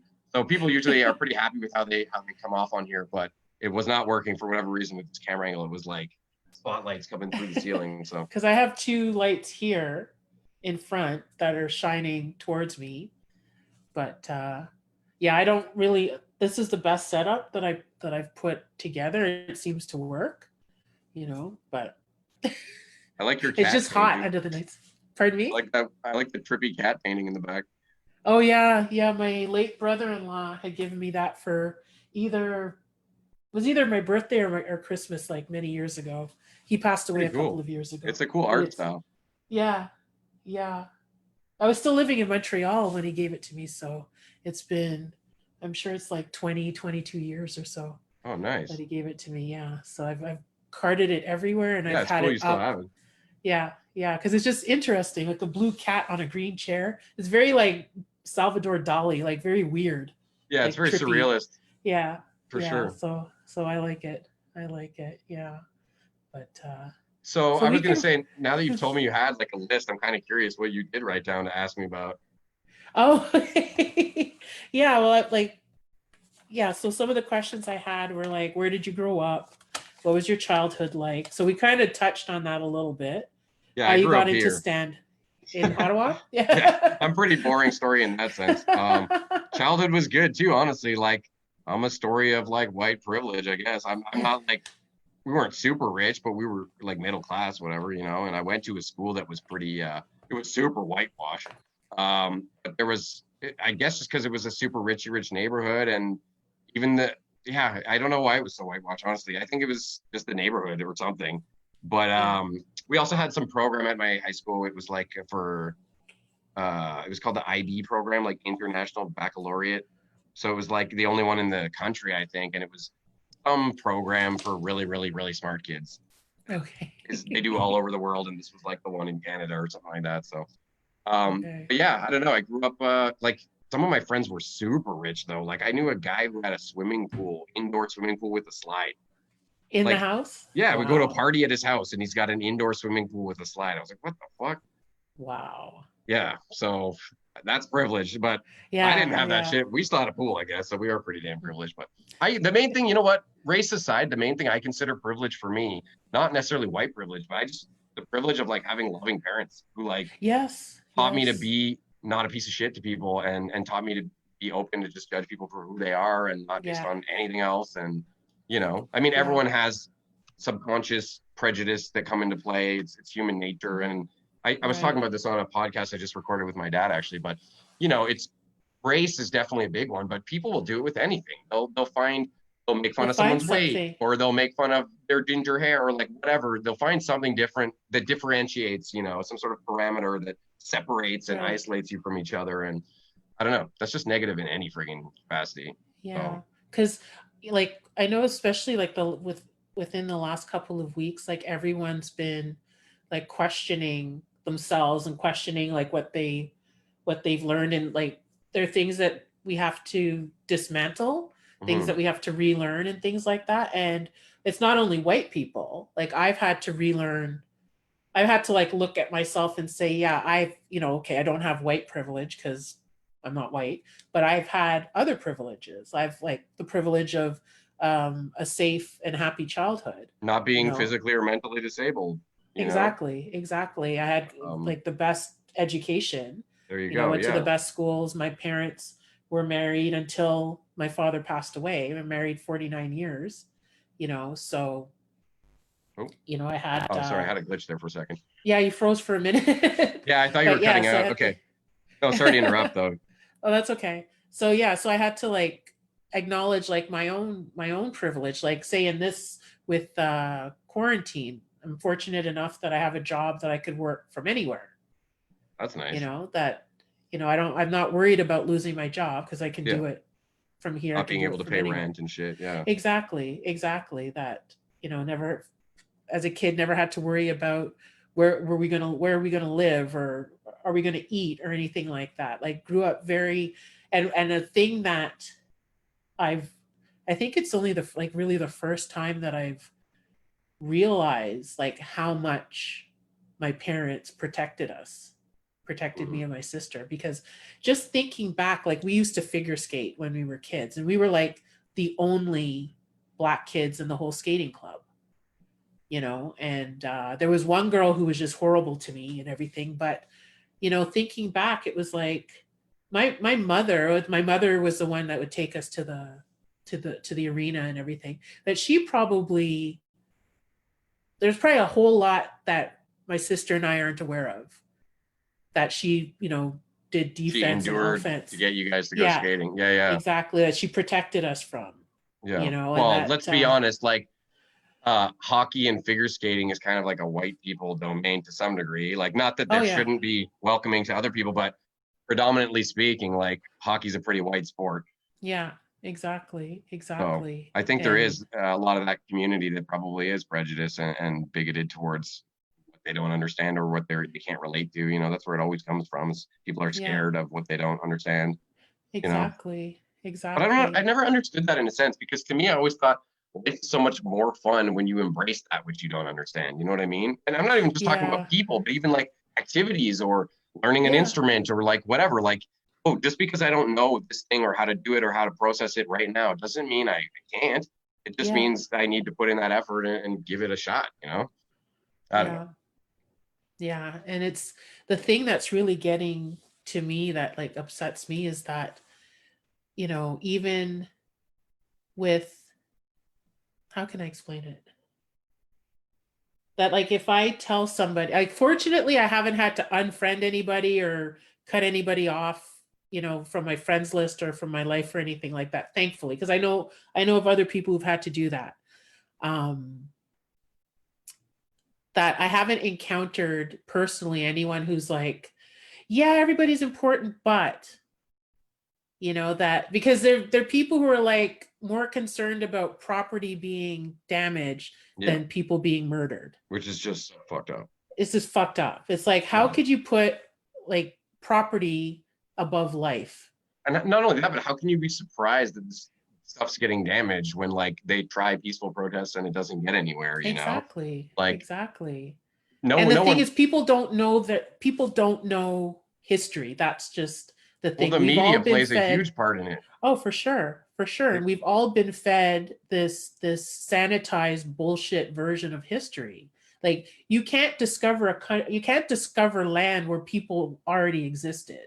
Yeah, You didn't discover it. There are people already there. yeah, And then you can't go and steal people from one land and bring them to this other land. yeah. You know And what I then mean? It's tell them like, what to do and not right. pay them anything. And yeah, Beat them, dude. rape them, and then like the same people who are like, oh, but looting and violence and everything. Boston Tea Party, anybody? Civil War, anybody? Yeah. Like people forget, and it's The looting I can understand when you see like that picture of the white dude stealing the Lego set, and you're just like, what the fuck? or How is this vod helping bottles of Black vodka lives? and Like, shit.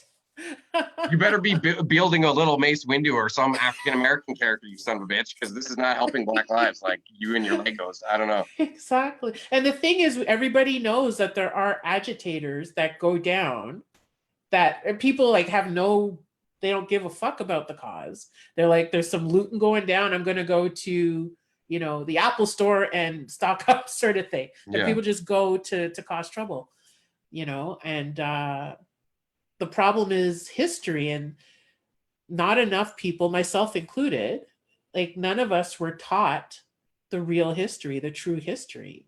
Especially the that, fucked up stuff in the U.S.'s history is. I mean, oh but we've yeah, had it up like the here too. Civil War. The Yeah, Civil War was about slavery. of course. Yeah. You know, Which is why Juneteenth. the Confederate flag is such a horrible thing to want to still like, Right. those are the Right. guys that wanted slavery to keep going. Exactly. Exactly. And Juneteenth, these people found out 2 years after the fact Yeah, that, that oh, they're finally free. that Yeah, they're finally free, but they should have been told 2 years before, you know? in Texas or something, right? Yeah, Yeah. it was in Texas. Yeah. This was the And I first year saw, that I had heard of Juneteenth. To be honest, I know that's my white privilege showing or whatever, but yeah, like, I think um, I only heard about it, I think maybe last year or okay. something. I didn't know it was a thing. One of the I few didn't know good what things that about was. social media is spreading awareness for stuff like this, Right. Like Right. I felt as a white person during this whole thing, like especially on social media. I don't love social media to begin with. I go on there to promote the show and sometimes for family stuff or whatever. But during a moment like that, I was like, no one wants to hear from my white ass about this, like and so what the only thing I did try to do was post either just positive things or I reposted the letter that MLK wrote when he was in prison in Birmingham. And I had never read Sure. that. I read through it. I was like, damn, this is really powerful stuff. But other than that, Mm-hmm. I've just been trying to educate myself and read up on stuff. Like I heard about the whole, they called it a riot. It wasn't a riot with Black Wall Street. It was, I can't Yeah. remember where, like Oklahoma or some shit. I can't. Oklahoma. Yeah, I heard. I only heard about that. They killed I like didn't know about 300 that either. people, and these were all like black business people who were prospering and they were like Yeah, doing really but well. And they, the townspeople nearby were mad because these people were prospering. yeah, and then So they they destroyed slaughtered like them. 1,200 buildings or something crazy like that, and they don't even Yeah, know where all the bodies are. And it was not yeah, given much media attention. And the media attention it got back then was spun to be like they were rioting, so we had to take them out. And it was like, no, this was like a exactly, decimation of these people just trying to live a good life. exactly. And So they were prospering and doing well, and it was like, no, we can't have this. You that'll send the know? wrong message. Yeah. Yeah. Oh Well, and even the yeah. stuff that's going on now, like I'm glad people are being more aware, but the stuff with the hangings going on right now is like, how is that not what everyone is fucking talking about? Like Yeah. there's no way that 6 guys, black men in different parts of the country, or whatever the number's up to now, all hung themselves in the favorite way that Ku Klux Klan likes to kill people by lynching by a tree in Exactly. a public park. Like most people when they kill themselves, they do in their fucking basement. They don't want to Yeah. be like in the newspaper and traumatize their family the next day. Like that's just not a thing. Um, Exactly. and the fact that it's Exactly. covered up and it's fun that way is just absolutely ridiculous. And Yeah. another friend of mine just posted today in where the fuck was it? It was in Connecticut or something like that. I can't remember, but no, Madison, Wisconsin. That's where it was. And this 18-year-old girl, she was in her car listening to music. I think she was at a stoplight or something. And then she said she heard the N word yelled really loud. And then these guys in a truck like sprayed her with a spray bottle of what turned out to be lighter fluid and threw a lighter at her. And she got third-degree burns like all over her face. And like, what the fuck? Like, this is all anyone should be talking about until this shit's not happening anymore. But we're kind of once Exactly. removed because we're in Canada too. So it's like people up here are willing to watch and talk about it, but we can only do Yeah. so much. We don't even live down there. Like, what are we going to do? Cross the border and Hmm. storm the And gates? Canada has its own ugly history True. Yeah. with Not to yeah, under yeah, write any of that, like the residential hmm, schools. And there's still a lot of yeah, racism against Black people in the East Coast, from what I hear, yeah, like yeah. crazy. But I've never been out Oh there yeah, personally. So I don't know. I can't really speak to that. But yeah. Because the the thing, RCMP, yeah, exactly. In the police system, because I guess it was maybe 3 weeks ago. I wrote a post that just listed, just off the top of my head, like these like racial things that happened to yeah, I me. saw that. Because up until that point, everyone was like, oh, thank God we don't live in the States. Thank God we don't have that here. And it's like, no, we We have do. that. We have this here. Yeah. All of this happened here, And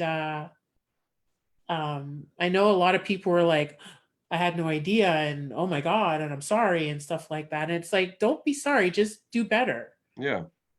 Call it out. Like I had so many people at the beginning asking me what they could do, and it was like, there's Google, you can Google this shit, Yeah. sort of thing. You Educate can Google yourself this is shit. what I would Yeah, say, you right? need to educate yourself. But one thing I would say is like, the hard part is like you can like find articles and read things and buy books and stuff, but the hard work, the thing that that's going to be most effective and that's going to be the most difficult thing to do is to call it out when you hear it.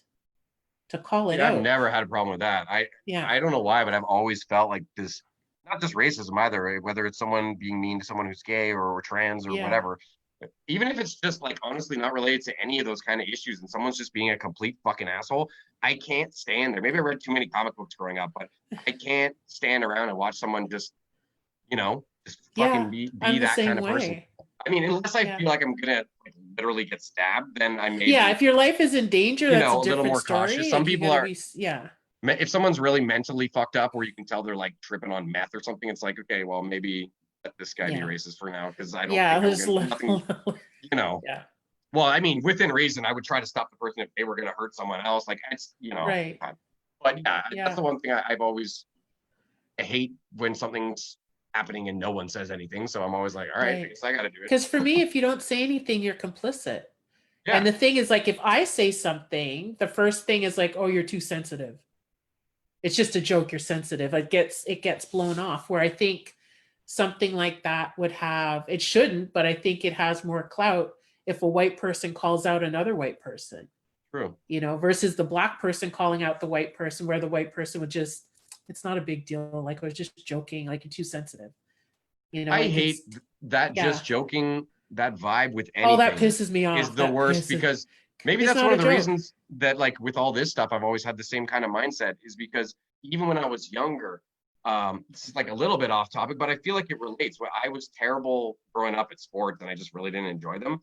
And part of that was because of a lot of the machismo that came with it and the locker room talk and all that shit. And if you ever, I was always the guy who's like, hey, like maybe we shouldn't be talking about that chick like she's fucking some, you know, I don't know. I don't even want to use one of the terms they probably would have said, Yeah. but like, less than human practically, like some cum dumpster or whatever they would have fucking said. They're like, yo, Yeah. that's fucking gross, dude. Like, you don't need to fucking be like that.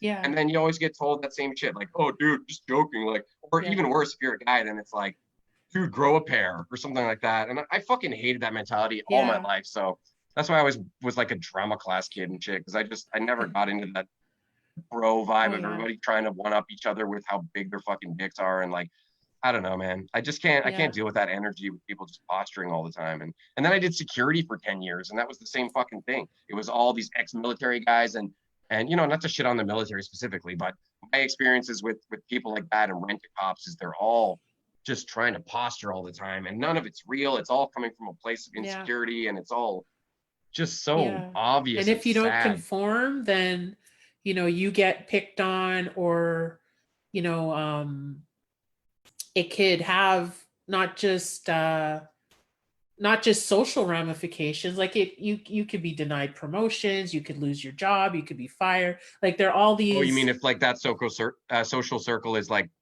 just gravitates a certain way and you don't? Yeah, or Yeah, if you yeah, stand up to somebody at work or something yeah. like that, it could have, you could be labeled a troublemaker or driven out of your job. Like it shouldn't be like that. It We shouldn't. should No.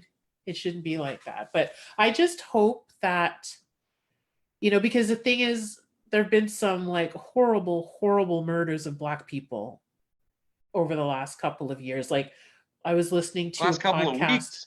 Yeah, just in the last couple of What? weeks, but I mean, like, it seems like people are only waking up and paying attention now, because I was listening to a podcast earlier and they made a reference to this horrible murder from a few years ago where these white men, I think it was in like Texas or Georgia or something, where they kidnapped a black man and tied him to the back of a truck and dragged him. I don't Oh, know if you jeez. remember. They just That dragged sounds dragged him to vaguely death. familiar, but It was gruesome and oh, barbaric, and you know, where was all the outrage then? Like people were just like, "Oh, that was horrible," and life went on. yeah. I'm just wondering, what is it about now? I don't know if it's because, like you were saying earlier, it's because we're all isolated. You It's know, a we all mixture have of more things. time or something. I would say the pandemic definitely played a part because people got sick of everything and everyone was kind of on edge.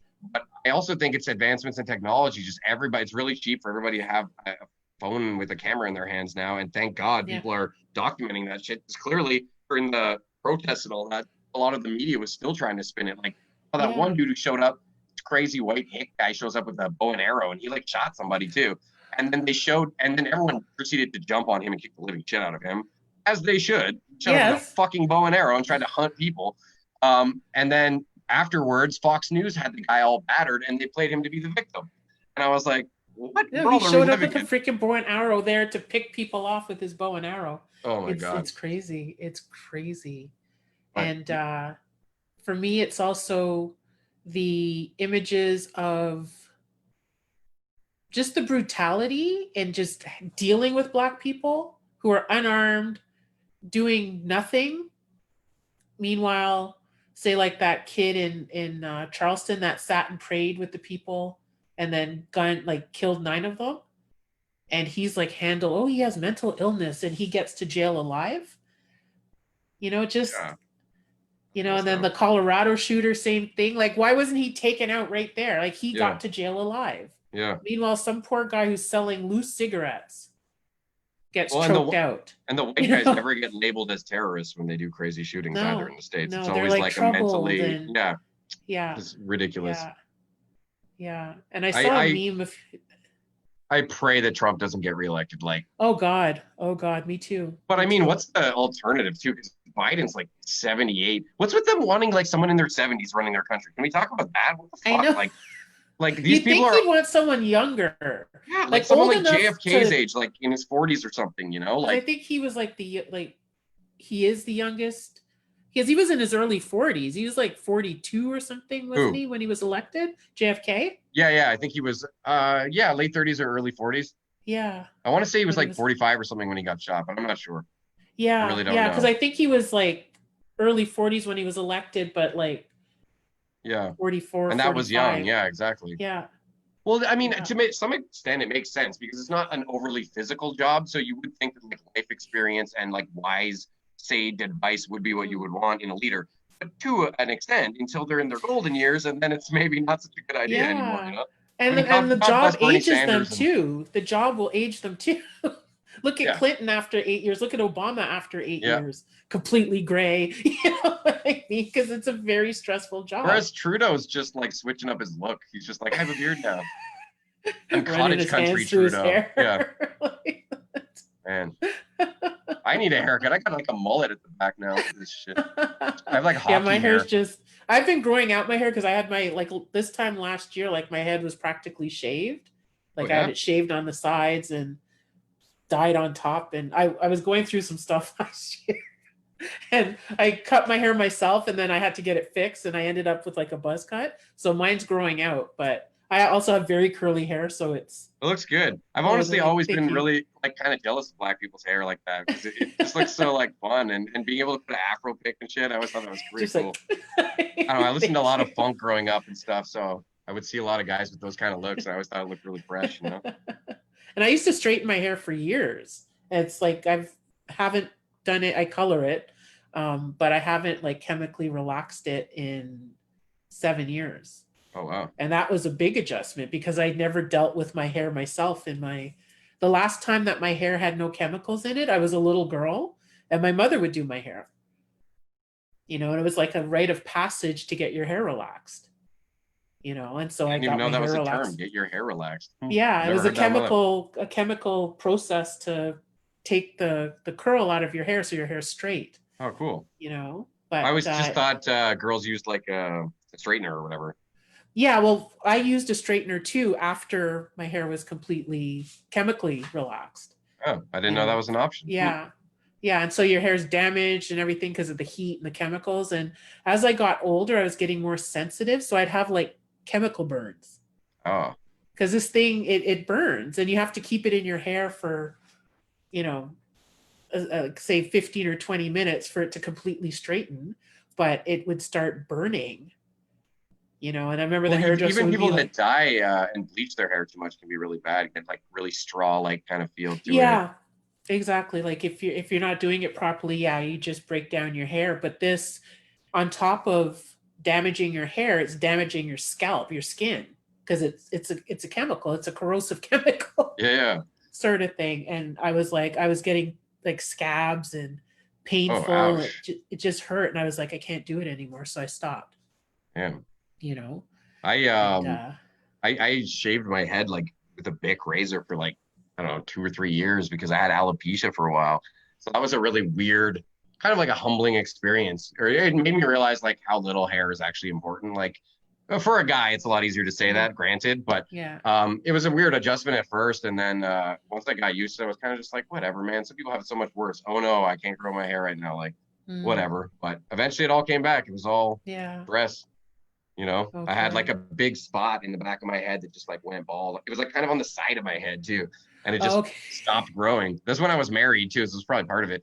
Um, but The I stress. remember my ex-wife one day just being like, there's like, did someone like take a chunk of your hair with a razor? I was like, no. And then for a couple of years it just wouldn't grow. So I got so sick of like stressing over it every day that I just started baking it, and then it wasn't a problem Hmm. anymore.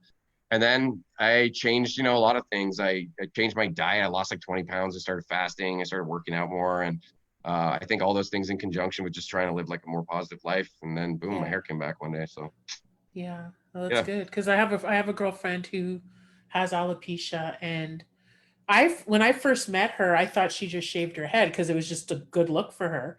And she was like, "No, I had alopecia." And she tried wigs and stuff like that. And she's like, "It just didn't feel right." And yeah. so she just Some rocks her people can bald pull it head. off though. Yeah. Yeah, I can't because I know I've got like a dents and stuff in my head, like, and I've got a big head. Like I would look weird with the I have a very big completely head too. shaved head. Luckily, my head is very like round. It's very spherical. So I don't look bad bald, but it does make you go like, damn, that guy's got a big head. Like, I don't know, because when I got hair, I can kind of like play the illusion and balance things out. But if I'm all shaved, it's just like that is a lot of scalp.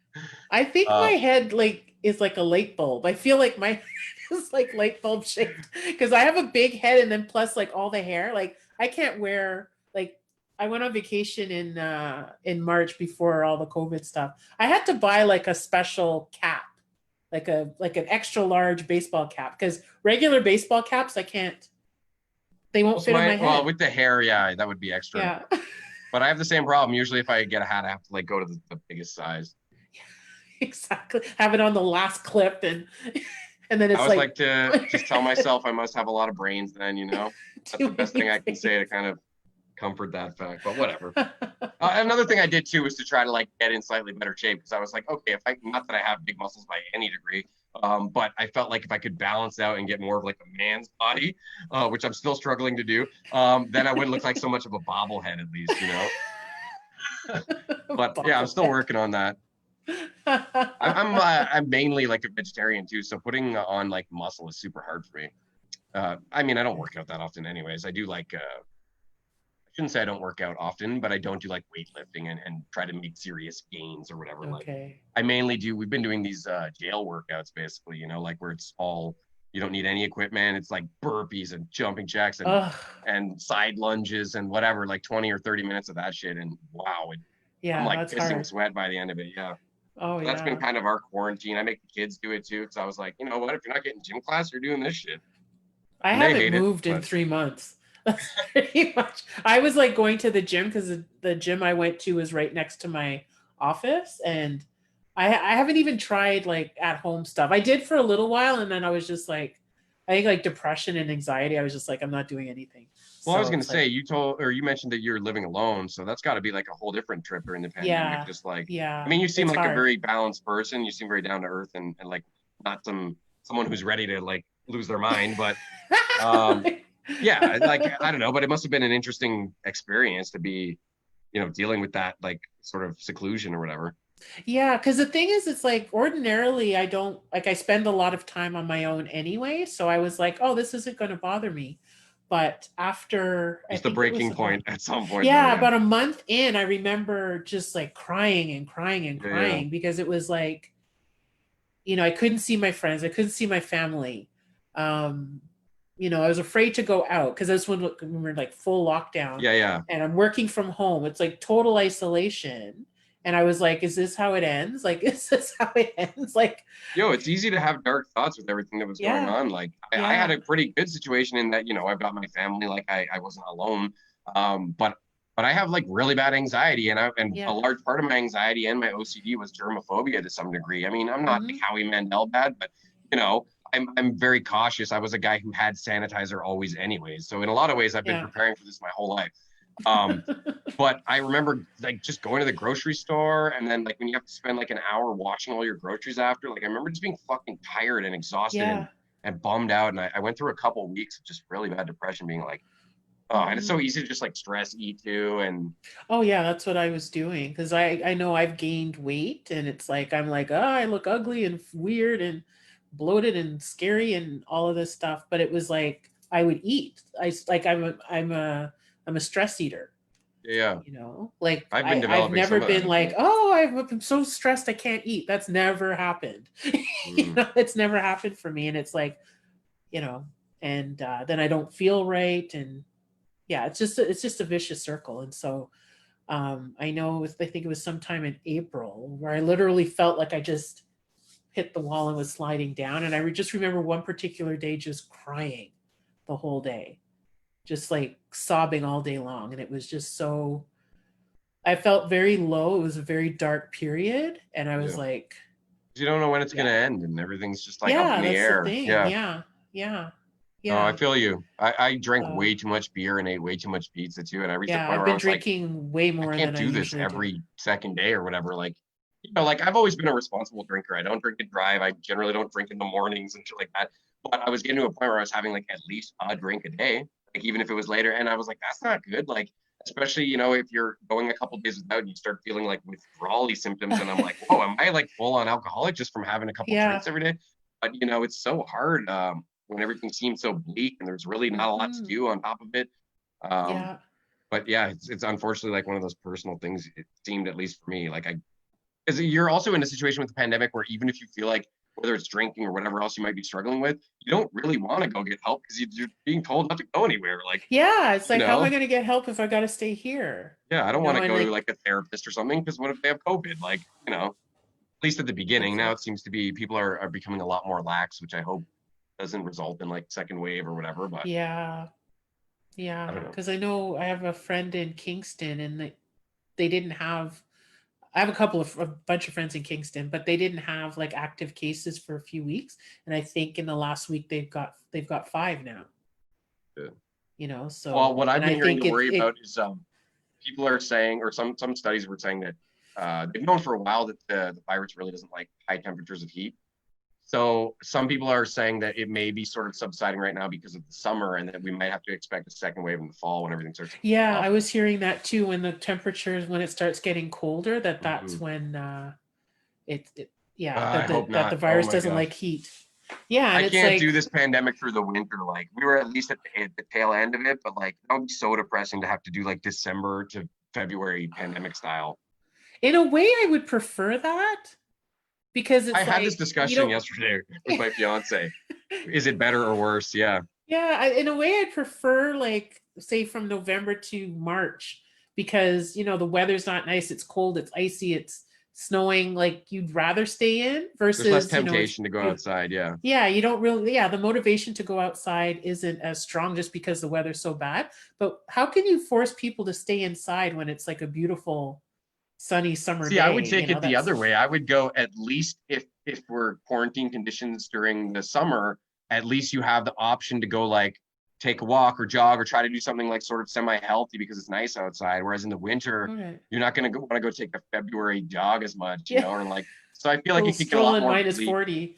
Well, and Yeah. plus January, whatever third week of January is supposed to be like when people kill themselves the most too, right? In the thick of the Yeah, the winter, right post after Christmas. Christmas, when you're Yeah. racked with credit card debt and all that shit. So I don't know.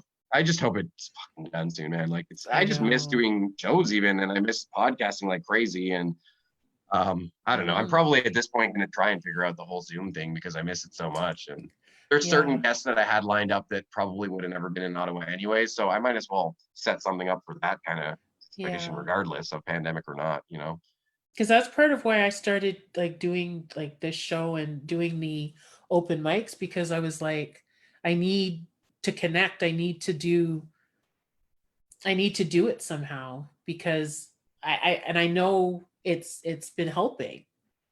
It's been It's helping. It's human, been you know? yeah, it's been helping me and it because if I wasn't doing it at all, I think I would have gone like mad. I'm also thinking like ahead that like whenever we can perform in clubs again and things like that.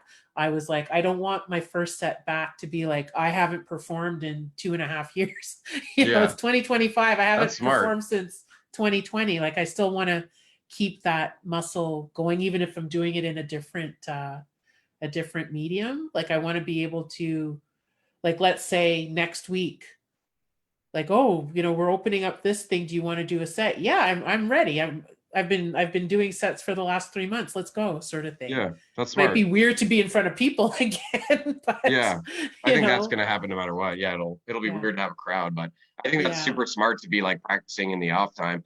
Me, yeah, I'm not taking it that far, but I'm definitely trying to at least like make sure that whenever I do perform again, I'm gonna have like a bunch of new stuff that I came up with during this period, you know? yeah, I'm still working yeah. on that though, honestly. Yeah, because I know like people are still writing and stuff, even though they're not doing open mics or virtual open mics or interviews and things like that, that they're still writing. But I know I wanted to keep all of that stuff sharp, you Smart. know, just yeah, just keep that muscle, since I'm not moving my body anywhere, at least keep my mind, Flex keep the my comedy brain muscle, moving. yeah. Yeah, keep the comedy muscle fit, even though the rest of me isn't, but so anyway, we should probably wrap this up. It's Yeah, I feel like it's been quarter to going for a 10. while. Yeah. Yeah, this has been fun because it doesn't feel like we've been talking for like two No, hours, totally. This but is a great yeah, conversation. Yeah, yeah, this was I'm gonna great. save this video too. I almost feel like I should put it up as an episode of my show and just do a little intro. 'Cause this felt like, a Yeah, back and forth, really good. yeah, it was really, really good because I'm going to download it. I can send it to you if you'd Yeah, like. I'd like to have it for sure. Yeah, Yeah, a great conversation, and it was nice to yeah, like actually get to know you as opposed to just through exactly. Facebook comment sections. And I'm It's sure we'll see true. each other when everything goes back to normal. And Definitely, if you want to definitely. chat, if you're lonely, man, hit me up. You know what I mean? Like that sounded creepier than I meant it to. But you know what I mean? You were saying like you wanted to connect to people. Like I always Yeah. like to let Okay. people know like I'm here if you want to talk or whatever. Sometimes people are going through Great. dark shit and you don't realize. Yeah. So I will take you up on that. Thank you. right on. Yeah, and I'll have you on my show in here if you ever want to come and Oh yeah, I'd love that. I would love yeah. that. Let me And now know I know I can when. definitely talk to you. Like For sure. We're not there's just gonna always that sit there. worry that you won't have like a rapport with somebody, but I really haven't had that problem to be honest. But this is definitely very natural. Some people are more natural. You just connect. Yeah, yeah. Right But yeah, on. no, I'd love to be on your show. Just let me know. Let me know when, and I'll Yeah, I'm thinking make it about getting happen. like a plexiglass thing to put between me and the guest We're here. like I don't know. bubbles. Like Honestly, it's a lot of it's been because of my dad because he's 65 and he's like the tech guy who sits over there kind of monitoring the sound and the video and stuff.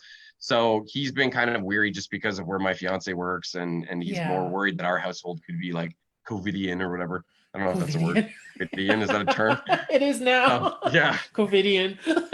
So, but he's supposed to get some crazy heavy duty mask thing coming in the mail in the next couple weeks. So maybe when he gets that and he looks like Sub-Zero, he'll be happy to come and shit. Okay. But Yeah, anyways, let me yeah. know. Yeah, Let for me sure. know. And thanks I'd so love to much for do it. having me on here. And Oh, thank you anyone's so still much for listening, I coming don't know on. how long we've been talking here. It's 3 people live. Almost So, 2 hours. Yeah, almost two well, hours. I'm sure people will I check it haven't out even after, checked the but comments and everything. Ay, ay, ay. I don't know. I don't Let see me any comments. let me see. Let me just at least look and see if yeah, it has 5 comments. Let me see. Well, Oh, it's just Pete, my friend Pete. Do you know Pete Egnatoff from Kingston? nope. Yeah, he's really really funny and he's a good friend. And yeah, so he's when we were talking about Bon Jovi, like singing Oh, "Living on yeah, a yeah. Prayer," he's like Bon Jovi is a fucking hack. Yeah, I don't And like then when Bon I was Jovi either, talking to be about honest. my hair, he said I was chemically relaxed for most of my 20s. That's good. I love Pete. Yeah, that's a pretty good line, man. I've never liked Bon Jovi either, to be honest, though. Everybody sings him at karaoke. It's just, he's so overplayed. That's just me, He though. probably thinks so too. Yeah, I mean, I don't wish Oh, Bon Jovi any ill will or anything, but it's never been my jams. Anyway, so yeah, if anyone's still listening, I was just gonna say check out my show if they want to. There's currently 20 episodes on YouTube, just chill with Oliver George. We've had Strombo on there, we had DJ Noah, we've had lots of local Ottawa comedians. I plan to have many more. And I just recorded one with my dad around Father's Day where I interviewed him as opposed to him being my tech guy for once. And it was a great episode, but I'm having tons of issues with editing because my software I think it's too intense for the computer that I'm running it on, so it glitches Oh, and okay. not responding. I get a lot. So like Ah, literally, I worked for like 3 hours the other day editing, and I got like 16 minutes of it done. oh And it's like God. a 2 hour and 20-minute podcast, so it's gonna take a while. Oh wow. But Yeah, and yeah, editing, like I did a little bit of editing like when I would like making videos, and it's time consuming. So, you and get I was better pretty only quick. yeah. Like if I had a computer that could run my shit quick, like I've gotten so much better at editing. It just becomes kind of like a language you start to understand after a while. I'm not an expert with effects or anything, but for what I need to do, I've got it down to somewhat of a science now. But God, is it frustrating when I have to do this. And when we have some Yeah. kind of an issue, then it's even more time consuming. Like when we did this one, because my dad wasn't actually manning the audio stuff, we got the conversation. It was great, but his level was much lower than mine. So I've been going into like the editing software, and every time he talks, I'm putting a filter on and boosting his volume. So it's like Oh, so okay. much. There's probably a way easier way to do it, and some editing person's probably going to hear this and be like, "You idiot!" But You I just don't got know. to do this. It's a labor of love, and we're getting a new CPU down here soon. So yeah, you got to upgrade slowly as you go. I want to get more mics and shit eventually. And anyways, yeah. Sorry, you said wrap it up, and here I am still fucking blabbing. It's Uh, okay. 2 hours It's though, that's okay. awesome. That's awesome. Yeah. What's the This is the longest one you've longest. done? This one. Fucking A, This right one. on. Yeah, this one. I think the longest one before that was maybe an hour and 20, and that was with my friend Tom. Come at me. I got 40 minutes. You got a challenge. No, I'm just kidding. Exactly. That's awesome though, because time flew by. I thought we were talking for like an hour or something. Yeah, exactly. Because I looked at it and I was like, oh man, yeah, it just like went really, really fast, which is always a good sign. Which Word. is And always no, a and good I sign. relish the opportunity to speak to someone of color during these crazy times too, because like I said, I grew up in a whitewash school. I don't have a ton of ethnicity diverse friends. I have some, but I Mm, also don't get out that much just because I'm a guy with 3 kids now. So like right, most people right. I've met have been through, comedy or music or creative stuff, honestly. Yeah. And Um, the thing is, I'm like a bit of an enigma because I grew up in a predominantly white neighborhood, went to predominantly white schools. My parents had made like I think a conscious decision at that time to keep me and my sister like out hmm. of the Black community because at the time, it was probably, they probably thought it was better for us, like better opportunities, better advancement. It was also like the Well, it 70s kind and of the makes 80s sense. sort of Yeah. thing. Yeah. If they have the opportunity to offer you that kind of a lifestyle and they Yeah. see like, oh, these people in more of a poverty type situation, maybe they're doing drugs or like, all that Yeah. kind of line of Just to thinking, I'm keep sure. us out of that, Yeah. because, yeah, because we grew up middle class and everything. And I was gonna say, so it's like I that's a don't really stupid argument fit. because I'm middle class and we were doing drugs. So Yeah. I don't think that really, Yeah. So but I'm the like got a fear with foot in poor both people is like worlds. crack, you know? Exactly. We didn't do crack. No. Yeah. So Thank God. I've we never tried crack. No. no, no, no. I haven't done much. I've just done weed. That's Really? it. And I That's only cool did though. weed in my 20s. Like the worst thing I did was smoke cigarettes, Wow. you know. I feel like I did a lot of bad shit then. To be fair, everything I did, like any kind of quote unquote crazy or harder drugs that I tried, it was all I'd quit all that by the time I was like 18. I Hmm. started dating some girl when I was 18 and she was 21 and she was like, yo, this scares me. I don't dig this because I had just tried Coke for the first time and I had done it maybe on and off for like a month or two. I never bought it, but my buddy kept getting it from his brother or something like that. And he was like, hey, you want to Hmm. come sleep over at my house and do this really fun thing again? And after a couple months, I was like, whoa, no, this is like I'm gonna get addicted to this shit. And Yeah. and I just said, no more hard drugs. Like I'll do weed, I'll drink, um, Mhm. mushrooms once in a while. That's natural from the earth. Like, well, to be fair, I think society has been misled in a massive way when it comes to mushrooms specifically. Like, if you look at Really. so many different cultures, it was a integral part of society, and it was something that was revered and not looked upon as some frivolous party thing, but done in much more moderation, a lot more microdosing, a lot more like just to attune your senses and sort of find a different way of thinking, so to speak, and your mind or whatever. And I think that the society we live in with the 1% ruling everything and all that, they don't want Mhm. people to elevate their mind and figure out that we're living this capitalist nightmare and like Yeah. so I think there's something to be said about it, and I'm so glad to hear that now they're going to be making a pharmaceutical version of psilocybin for people that have, because there's been clinical tests that have been hard to do because of the contraband status of it, but whenever they have been done, it's shown alleviation when microdosing for anxiety and depression and a lot of things. And these people aren't getting high. They're taking like 0.2 of a gram of mushrooms. They don't feel anything, just but they enough feel to, it just changes your, it can have really positive effects. And anything that can do that, I don't know why we're putting the kibosh on it. You know, like we should always be trying to learn, and especially when it can benefit in a medical sense. Like, what are we doing?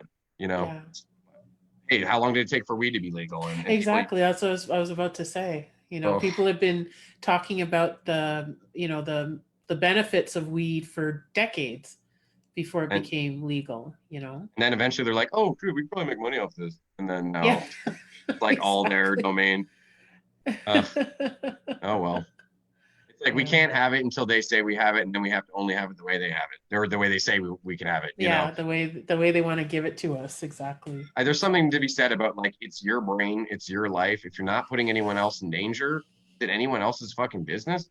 Yeah. Even if, like, I mean, I don't know. It's a weird conversation to be had. Like, if someone's gonna overdose on heroin and that's what they really want to do, we should try to help them for sure. But I don't know. Like, is it your right to tell them they can't? I don't know. Yeah. I don't know. And I don't think anybody like actively overdoses. I think it's just chasing that. Well, sometimes they do if they're trying to commit suicide, but if they're trying to kill themselves. But because I think a lot of people that are sorry, I learned from a podcast that I did with Matt Champ that junkie is like a slur word, so I try not to say that anymore. Yeah. What's the proper word? Someone suffering from an addiction problem or something like that. I went on to tell him all about this drunk guy who broke my finger downtown, or he was like a drugged out, crazy homeless guy. So he was like, okay, I kind of understand why you're leaning to the junkie term, because that guy sounded like kind of a junkie. But I don't know. I think that those people who are super into heroin, like, if they do ever have the inclination, like, I don't want to live anymore, that's probably the way they would want to go out, because it's supposed to be like pure euphoria. I heard a podcast. I think it was a Pete Holmes podcast with what's the guy's last name? His first name's Harris. He killed himself a few years ago though. But he was really friends with a lot of big comedians like Sarah Silverman and other people like that. And he was talking about his heroin addiction because I guess he was clean at the time of the podcast. And when asked to describe heroin, he said it was like having 1,000 penises all over his body, all having orgasms at the same time. And I was like, wow, okay, like I can understand why people get hooked on heroin, I guess. So, but now it's sad because the guy's dead, and probably large in part because of his addiction to heroin. So I don't know. Wow. Yeah, I don't really know where I'm going with this. I do this a lot where I just start talking and then I'm like, yeah, I'm supposed to have a point. But yeah, anyways, we should wrap it up. Yeah, the missus is probably wondering where the fuck I am at this point. But yes, we will definitely reconnect at some point in the not too distant future. And please stay healthy and stay safe. And thank you for having me on. You too. Thank you. Yeah, thank you for agreeing to this and for coming and being such a wonderful guest. And it was really great to meet you finally. Yeah, it was super awesome to make your digital acquaintance. Digital acquaintance, exactly. That's what I always say when we do these kind of things. Yeah. All right. Well, yeah. Take it easy. Have a good night, and we'll talk soon. Yeah, we'll talk soon. Okay. Bye. Thank you, all right, Oliver. peace out. Good night, everyone.